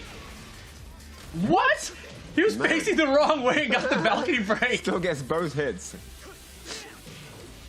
Good throw breaks right now, too. That's a wall splat. That's a round. That's it, man. All over. 2 rounds to 1 here for Divine Exorcist. Keeping the lead strong. Round 1-1-1. All a combo on counter hit. Oh, no. Oh, he wanted the new tactics. He wanted it. Trying to put on a show for us. Hey. Bang, bang, bang. Uh-oh. Got to get your unblockable? Yeah. Had a feeling. He was mid a few times there. Oh. Uh-oh, is it enough to kill? It is. Yeah, that's it. That's it. Oh, that takes Divine a chunk of Exorcist. damage on the ground. Got the first game. College Fest let him know, man, he didn't block the razor. Got him. Boy, that shoulder block on the floor. Giga's going to need a medic after this game. Now it's crazy. 1-0. Divine Exorcist takes it with the last pick, no doubt. I didn't see that coming. Giga's pick, I'm not sure what that was about. I'd love to know. But yeah, it was a close game either way. Could have gone either, especially that last round there. Could have gone either way. The Gigas wasn't terrible. I think, honestly, the biggest issue for GeeseJoestar was just that he wasn't getting the whip punishes he was setting up. Yeah. There were quite a few opportunities he had where he would backdash and you would see the whip and then there wouldn't be a down 2 behind it or a down forward 1 or anything. So it's just kind of bizarre. No, I think the Gigas could still win. I don't think he needs to change character necessarily. No, not at all. I think he probably will change characters though, because I think that he's got a lot of better characters. Put it that way. Right. I think it was enough of a literally disturbance all of in his the characters force may be to, better. Yeah. It was enough of a disturbance in the force to think that maybe you want to pick someone else. Yeah, the low pair from Divine on the down back too early probably set the tone too. So it's like, oh, I can't use my bigger low. I got to use the quicker ones. Look at that crazy back turn balcony break from Lars. Unbelievable. Oh man, the shoe shine is good. Yeah. Oh man. Okay, so shoe shine into the 1-on-1. Got it. And this is close here. This unblockable was pretty obvious because he had done the mid a few times there, so it's pretty clear that he wasn't gonna duck. But he mistimed that, and that cost him. That was right. It, yeah. That was all it flip came the down tables to. move. That little piece of health. That was like one move, you know. If it had at least had been on block, it would have been fine. Lei Wulong, my first time seeing him on the new patch. All right. Wow, Lei Wulong is here to play, guys. I did not expect that either. This is nuts. Yeah. How many characters does GeeseJoestar have? We're gonna have to change his name to LeiJoestar, GeeseJoestar. We got so many names for this guy. The big change for Lei here, Tiger 4-1 in stance gives him more frames now. So Tiger 4-1 was Snake 4-1 into Tiger stance is plus 6 now. So you cannot down jab the mix up after. So it's hard to play interrupt. Plus he's got a lot of drunken stance positives now. So we will see. And man, this is beatdown though. It's not even getting started. Here we go. Yeah, no, you're get to show you any of that stuff. Oh gosh. Yes. Oh, okay. See? Bringing it back 4-4-3. Launch that. Ooh. Oh. Man, there's the rage drive. Look at that. That would have been the round. Pushback. Would have been. It would have been the round, and it's not. Man. Down 1-3. Takes him out. Man, and again, he gets these single backdashes. Divine whips in front of him. He does nothing behind it.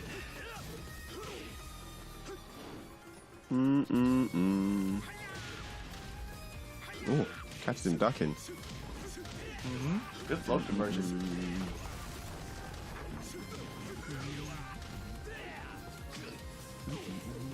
Divine's Lars looking pretty good though, I gotta say.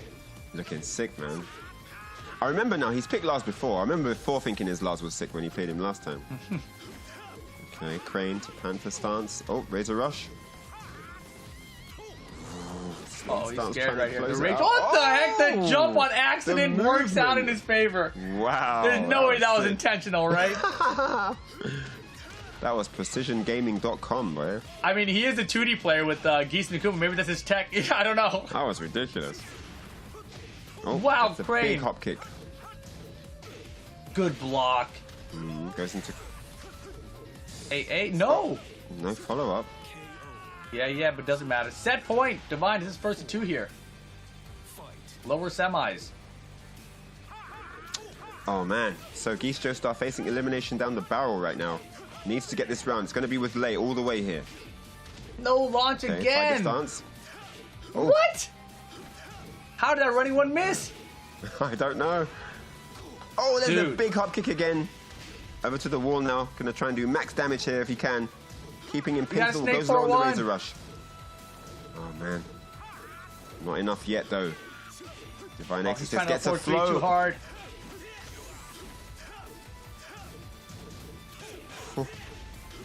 Not enough. Gets a 1-1-1 and the mid to close it out. And that is all she wrote for GeeseJoestar, who exits stage left here at the hands of Divine Exorcist Lars. Man, the Lars is looking really strong. I'm surprised we're only seeing him now. He looks just as good as the Claudio. Sick. Yeah, but at the same time though, GeeseJoestar, his punishment was not very good against Lars either, right? Like there was up forward 3s there. If they were launched, I think those would have been full rounds for the Lei. Yeah. So he could have had at least 2 rounds there with the Lei, just from correct punishment against up forward 3s. Yeah. Could see he wasn't comfortable. It wasn't like with the Armor King where he was in his comfort zone. They looked like to be either some nerves or just some, unfamiliarity with the situational stuff with the character. Just a lot of things coming together, maybe. Unfortunate, but yeah, it happens, Yeah. Regardless, Divine Exorcist will be moving ahead with that one. Yeah. But nicely done. We got to see the Lars out of him as well, right? Because we'd only seen the Claudio today. Now we see the Lars is warmed up. So both the characters are warmed up here. And look at that arc slash whiff punish. That was very nice. Really sick. Yeah. Gotta have it ready. Oh, Hey, nice sidewalk look there. at that. The 1-1-1 wall splat. Yeah, here is the Tiger stance. After Snake, and there it is. See, like that's a loss. That's it. The round's over. But instead, I see what you mean. Yeah. yeah, that it should have been over right there. That would have been the first round for the lay. Instead, Divine comes back for it. Yeah, I saw you was talking about that. Yeah, that was definitely dead. Downstairs. Another Divine, character. Oh, and that, I love that. Yeah. Hop over the race drive. That was sick. Yeah, Lars another sick wall carry character, I have to say. Oh, for sure. Look at it. The crane optics are good. Yeah, wall's in the way though. Couldn't maximize that combo. This is just a great block from Divine. And then gets the low. Yeah. Yeah, it was pretty easy cleanup there. The crane of 4-3s were working too, but then he started forcing it a little too much, right? Like that, exactly.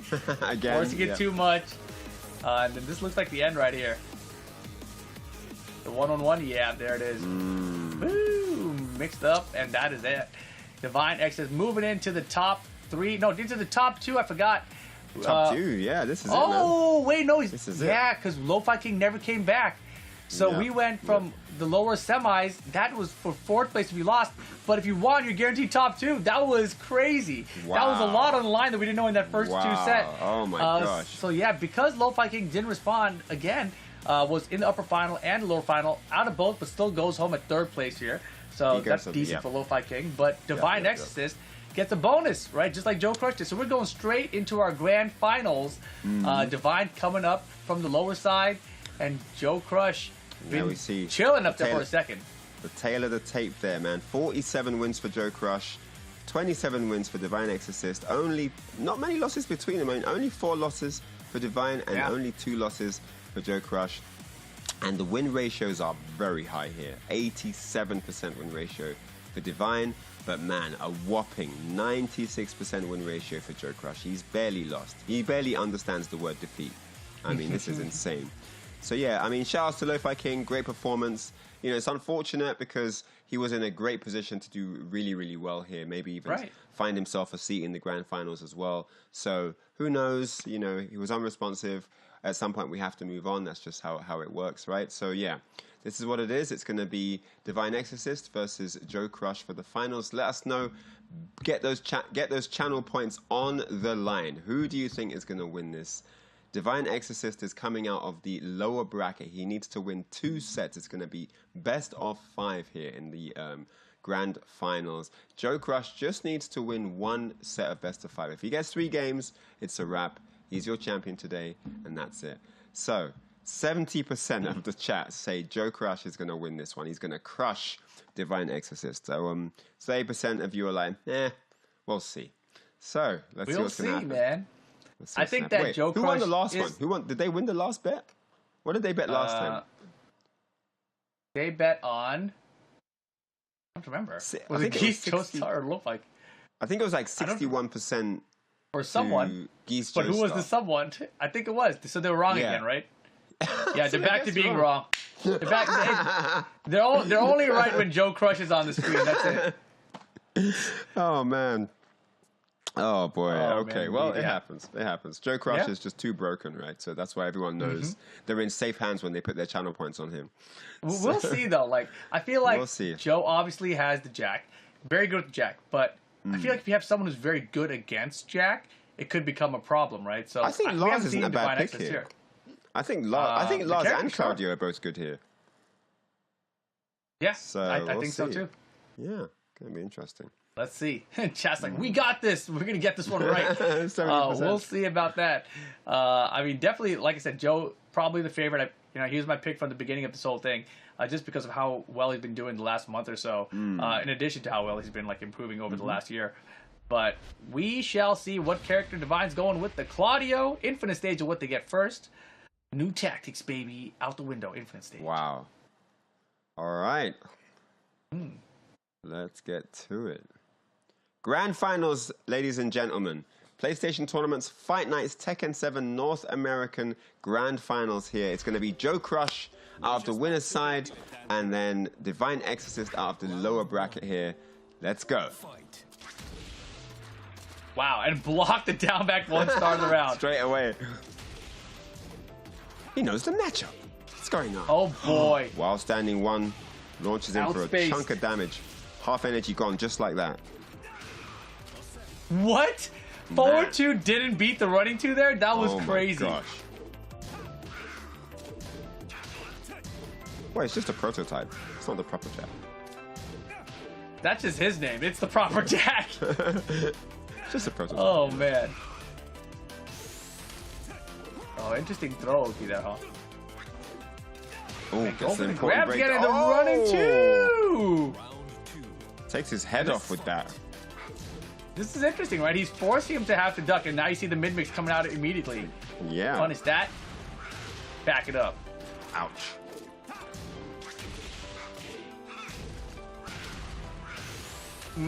Yo. Man, the match would be over in real life. You get hit by metal like that, you're done. Boom. Race drive. Running knee. 4-4-4. Oh, man. And this is interesting because Joe is just willing to block now, right? So it's like whether you throw a mid or a high, if as long as I don't duck, none of them do damage to me. Right. So that's totally fine. He knows he's safe from the distance. And that down forward 1-1 from Jack now. Seconded counter launcher. Seconded only -10 on block, so very safe. Oh, nice Spin 'em. sidestep into the punish. That was sick. And takes it 2 rounds to 1. Man, are we going to have a reset here? Yo, it's a little early for that, Ryan. First game. I don't know. We're seeing all the ingredients of one. Ooh, what a jackhammer. That One. was sick. Oh my gosh. Wow. How did the forward 2-2? I've never seen him miss like that, where the first part of forward 2-2 hits, but the second part whiffs. Interesting. Yeah, you definitely rarely see that. Oh, straight into the debug to open the round. Didn't get it the out of hop here. kick. Whew. Man, Ooh, the that was aggression. perfect. Oh, sick. Spin him and again. the sidestep into Is the that enough perfect damage? punish. Running No 2. fear here. Boom. Pow. Yo, Divine Exorcist. Hey, chat. How you feel about that 70% now, huh? So back to my original question. Are we going to have a reset? Yes. I see. So I don't know, man. That was, when you just look at how one guy is dealing with the tools of the other guy, you kind of get an idea of, oh, he could actually go far with this strategy. Because every strong tool that Joe Crush presented, he had some kind of answer, and if he didn't have an answer, he had a way to block it. And that's where you want to be. But yeah, when it came time to, when there's that moment where it's time to guess the game, Divine Exorcist was just ready for the right things. But like you said, it's just game 1. That's just 1-0. We're still a long, long way away from crowning Divine Exorcist champion, and we're still a long way from a reset. So yeah, let's see what happens. Here we see the replay of some of the earlier action here.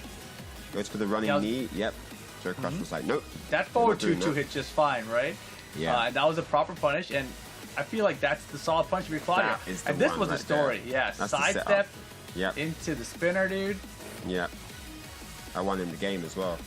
Yeah, same thing, right? And we see this in general with Divine Exorcist, right? He likes to sidestep in a launcher. Yeah. And it's very good. There it is, sidestep and a hop kick. Yeah. So when you have Starburst available and you got the mid one like this, it's a safe option to just try to sidestep something So and throw out a good. launcher.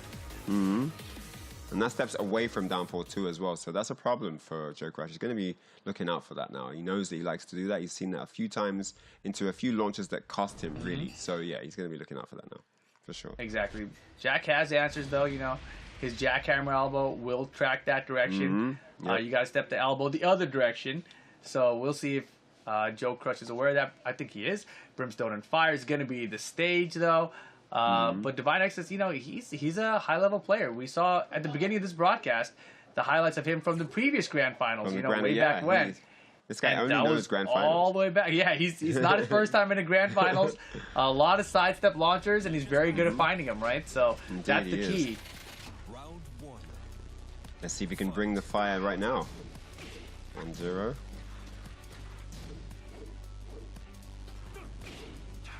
What? Ooh. That was so far. What a whiff punish.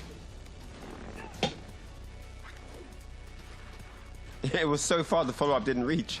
Yeah. I think he clipped like the extended hurt box from the kick that Claudio put That out. was wild.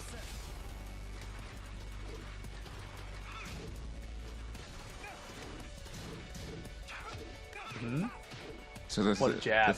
the 30% of the chat are smiling right now. Like, yeah, boy. I knew what was up. 20 seconds in this round. Oh my gosh, how? How? Time winding down, Divine's still in this. Ducked it! Blue stuff? Mm-hmm. He's got the life lead and finishes it! Wow! Brings it back. Dude, how? How? He rubbed him that first round. And you can see he's familiar with the Jack matchup and the punishing here. Yeah. He looks, I have to say, he looks really comfortable. Yeah, definitely. Like he just came out of a Jack session or something. Like he looks really comfortable. He just played like 6 I don't like Jacks the in way a you row. said that. Let's go. Get the low parry, nice. Yo! The reads! How does he know? Claudio, the clairvoyant here, just reading everything ahead of time. Not enough to kill. Oh my gosh. And you know Joe was going to throw the launcher there, and he went in with the button. He's like, I'm going to trade it to you at the minimum here. This is crazy. He's going down. He's just Yes. controlling Joe Crush right now.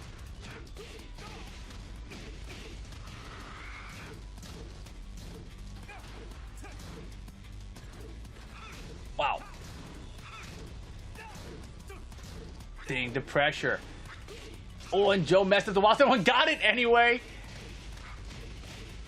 And that should be that round. There you go. Wow, 2 rounds to 1 now. Joe Crush is like, okay, it's time to roll the sleeves up. We gotta go to work. Fishing for the counter and not finding it. We gotta pay for my oil here.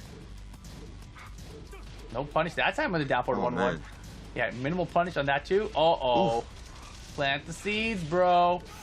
Nice. Plus frames again. The conditioning is out. Boy. right. Jack's Joe's- joints are getting a bit stiff. We need that oil money. Loosen up those joints. And the robot. And Joe is definitely mixing up the attack options here. A lot more lows, and a lot more of a peculiar moveset choice. Not as straightforward.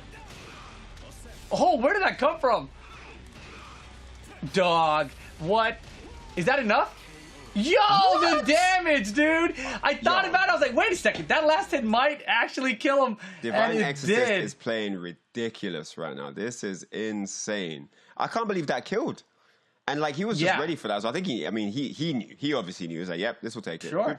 Yeah, when he did the resplat, and I was like, oh man, wait a second. This is looking to be a 3-hit combo afterwards. Look at the range on that down forward too. That was nutty. But it started off pretty good for Joe. You're looking at life lead, but then all of a sudden one mistake, time's running down, and boom. Yeah, that was mad. It all just fell apart right at the end there in the last 5 seconds. Here gets the wall carry. He's always at this wall. Every round he just finds himself pinned up against that wall.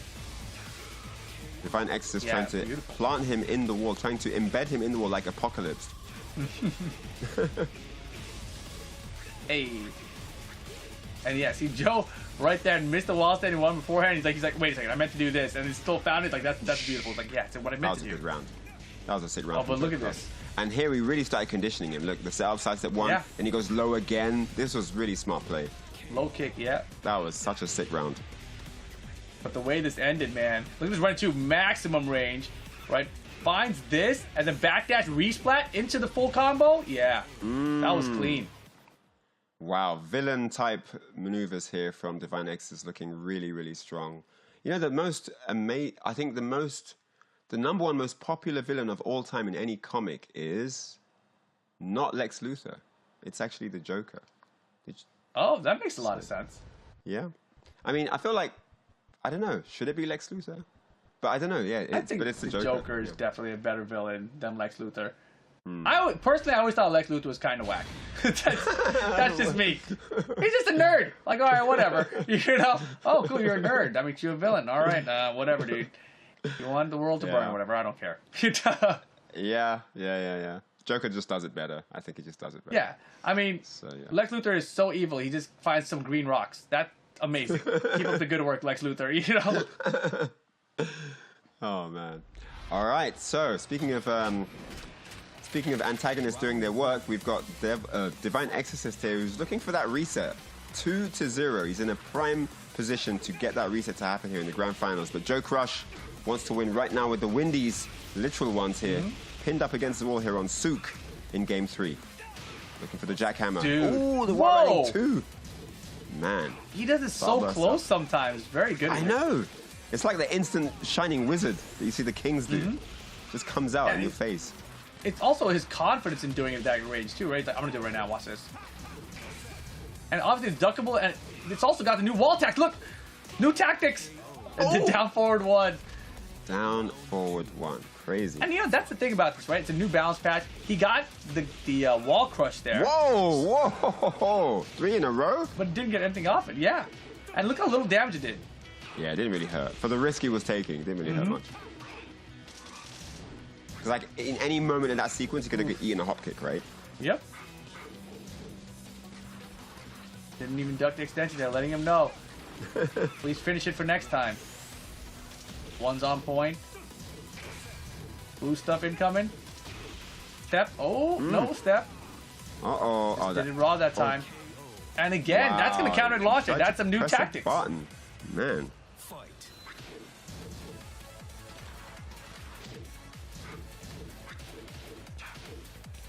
Uh-oh. Looks like 70% of that to lose their channel points. A. One more hit will do it. Bro, That's it. Side okay. steps into the mid. Nicely done. Gets around back here. Divine Exorcist. And I love that it was sidestep left, right? We've seen a lot of sidestep right from him. True. But is that, very true. He actually sidesteps into the wall. That was really smart. Punish. He wants to reset right now. He's like, you're up by 1 round, but I got nothing to lose, right? I got nothing to lose. I'm going to change my tactics right now. Wow! Nice. Oh my gosh! Oh, no follow-up though. I wonder why it didn't reach his, like, Jack's body? I don't know. That down forward 1-1 is killing him. Oh my gosh, there's the race drive. Running 2, of course. Oh, he knew. Got it. Yikes. You both called it. You were like running 2. He ducked, got the punish. Yeah. Smart stuff. But even though he ducked it, he didn't launch it either, right? Didn't get that. And that's the thing about these new wall crush situations is that the patch is so new that you know everyone wants to go for it. So because it's new, it's more of like this read, like, are you going to go for the new good thing? Go for it. Yeah. I know it's a high. I'm going to duck it. But that makes the mids more viable when that happens. True, you know, it's a weird mind game when we're this early into the patch life. More tactics. Like in a month or two, then we'll see, right? Yeah. Yeah, that's and true. that was right there, right? He got the wall crush and he went for the sidestep 4, and you see Joe Crush just blocked it, right? Yeah. So it's going to take a while to see how much this wall crush mechanic really pays out. But for now, you know, I haven't really seen it other than Yoshimitsu. We'll see. I mean, I don't know if Kazuya's one's a buff because the regular one used to floor on counter hit, but now because of the new mechanic, it doesn't floor on counter hit. So exactly, it's kind of like mid-screen, it's nerfed. So that's a bit weird, but we'll see what happens. But then, like, it also depends, like, per character on how much frame advantage it gives you and what that allows you to do with it, right? Yeah, definitely. All right, so this is where it got dicey. Right at the end here, they went for the raw running too. And Joe Crush. And if it hits there, he wins, right?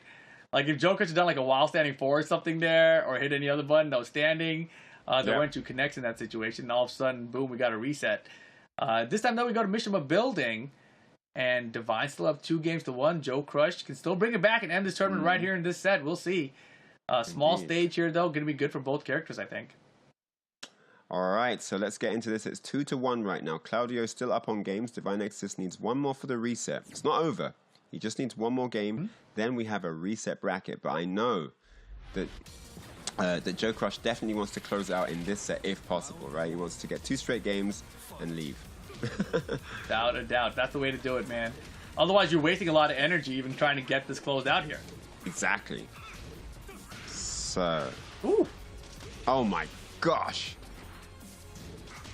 Chunks of damage there. And he's just feeding him loads for breakfast, lunch, and dinner here. Down forward 1, had a feeling. Oh man, he made him eat all of that. Perfected. My word. Punish. Gets floated though. He tried to double up there. I don't know if he thought that more low was going to come from Joe or what, but man, Joe is steamrolling this game right now. Oh, stuff the debug.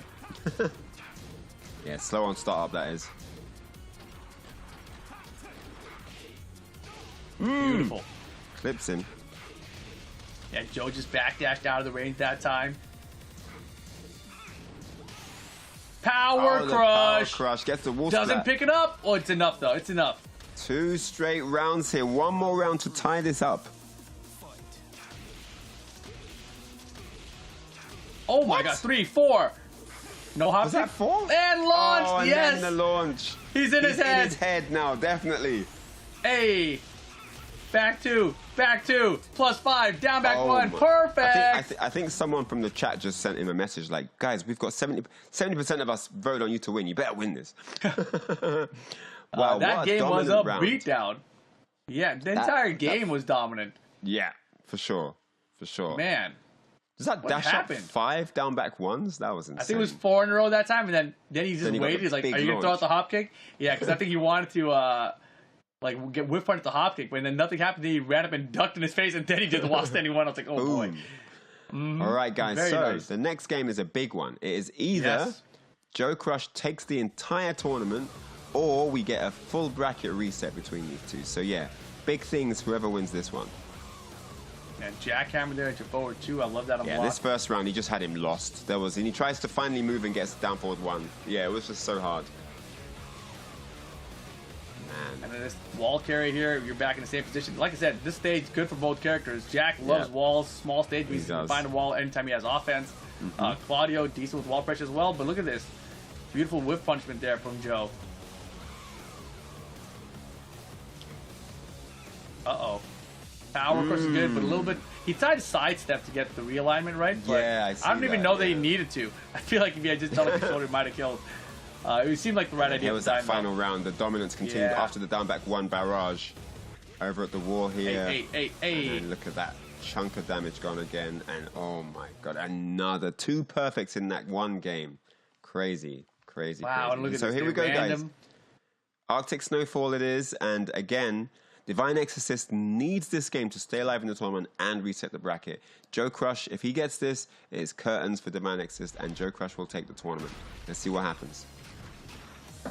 No walls is going to be... I think he's going to be happy about that after that last game. I think so. Exactly. That's exactly what I was thinking. I can't believe they ran to an infinite stage after the last game. It's like the really small stage to a really infinite stage, right? Gets the counter hit. Good start here for Divine Exorcist. Starburst.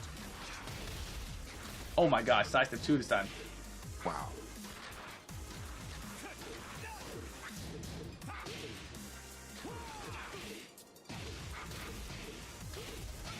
Hey.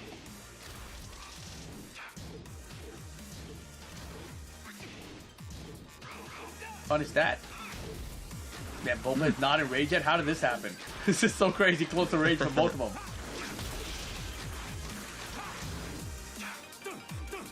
Throw break, yes.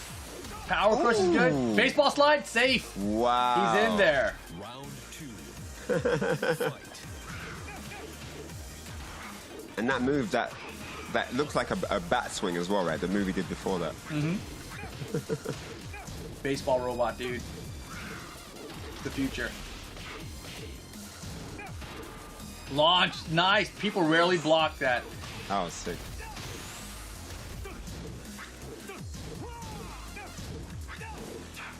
Whoa! What is going on here? Insane interactions.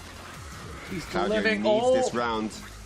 Joe could have killed him. Uh-oh. Power the crush. Power crush. Smart idea.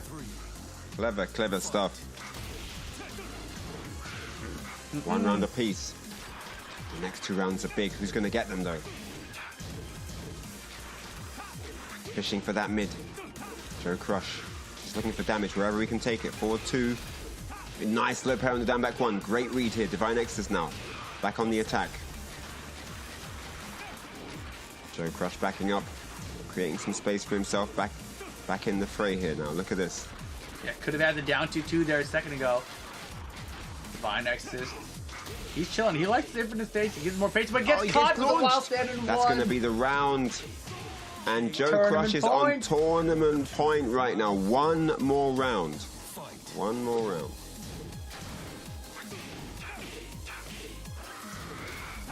Divine Exorcist is getting chipped away. He's in trouble, guys. Divine Exorcist, Big is this trouble. curtains for him? He's lost over half life. Joe Crush looking way too strong. Why is that only -10? That's so silly. My gosh. And this is it. One more hit's going to do it. And There that you is do all it. she wrote. Joe Crush is your Sony PlayStation Fight Nights Tekken 7 champion for North America. Congratulations.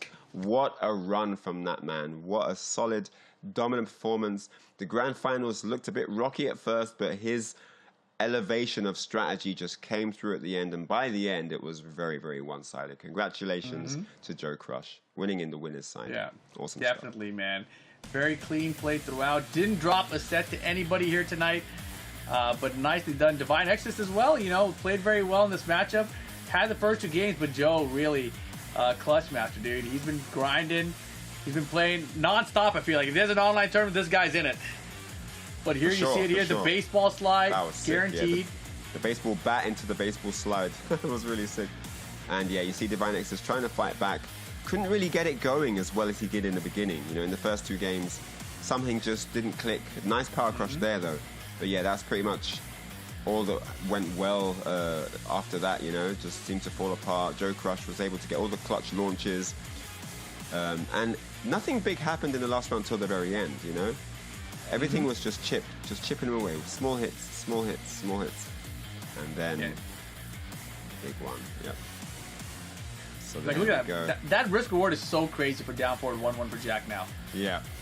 It's like, if I delay it a second and throw it out, I might get a counter launcher. Otherwise, it's only -10. Like, how many people have a counter launcher that's only -10? That seems pretty good. But there you see the whole bracket. Yes. Yep. Tell them about it, Shouts right? to everyone. Man, shout outs to these top 8 guys. Everyone definitely represented really well. It's a shame we didn't get all the matches on stream that we wanted to, but you know, we brought you as much action as we could. moykusanagi, Divine Exorcist, UndefeatableKing, Lo-Fi King, ELN, GeeseJoestar, Joe Crush, and Zen Alpaca. Big shout outs to these fine players for being a part of this. It wouldn't have been the same without them, of course. And the man of the hour, Joe Crush, takes it 3-2 over Divine Exorcist. And then you've got Lo-Fi King, who's going to settle for 3rd place, and then GeeseJoestar in 4th place. So yeah, big shout out to the top 4 and to the top 8. Congratulations. Most definitely, man. Again, shout out to Joe Crush for winning this one. But if you guys want more action on this PlayStation channel, check out some Apex Legends. August 26th, September 10th, and September 24th. We got wildcard qualifiers number 1, 2, and 3. If you guys are interested in that, you can check it out, compete.playstation.com. And as I said, if you guys are watching this right now, click the subscribe, click the follow button, whatever you got, so you can watch these when they happen. Man, that was an epic top 8 invitational. Thank you guys for tuning in. It's been super epic having you on. I mean, man, it wouldn't be the same without you guys tuning in. You know, what the production are doing here, what we're doing here is to put on a show for you guys. So thank you for being a part of it. Thank you for tuning in. We love having you on board. If you guys want to keep the conversation going, talk about the action you saw here today, jump on social media. Don't forget to use the hashtag PS Fight Nights, and just keep the conversation going. Talk about it. What was the most impressive combo you saw? What was the sickest comeback? You know, get that dialogue going on social media. I mean, I'm gonna read it. I'll be tweeting as well. So yeah, really, thanks once more for you guys spending your time with us, and it's been a pleasure to have you on board. Thank you once more. I've been Ryan Hart. This is Rip. Take care, guys, and we'll see you next time. Peace.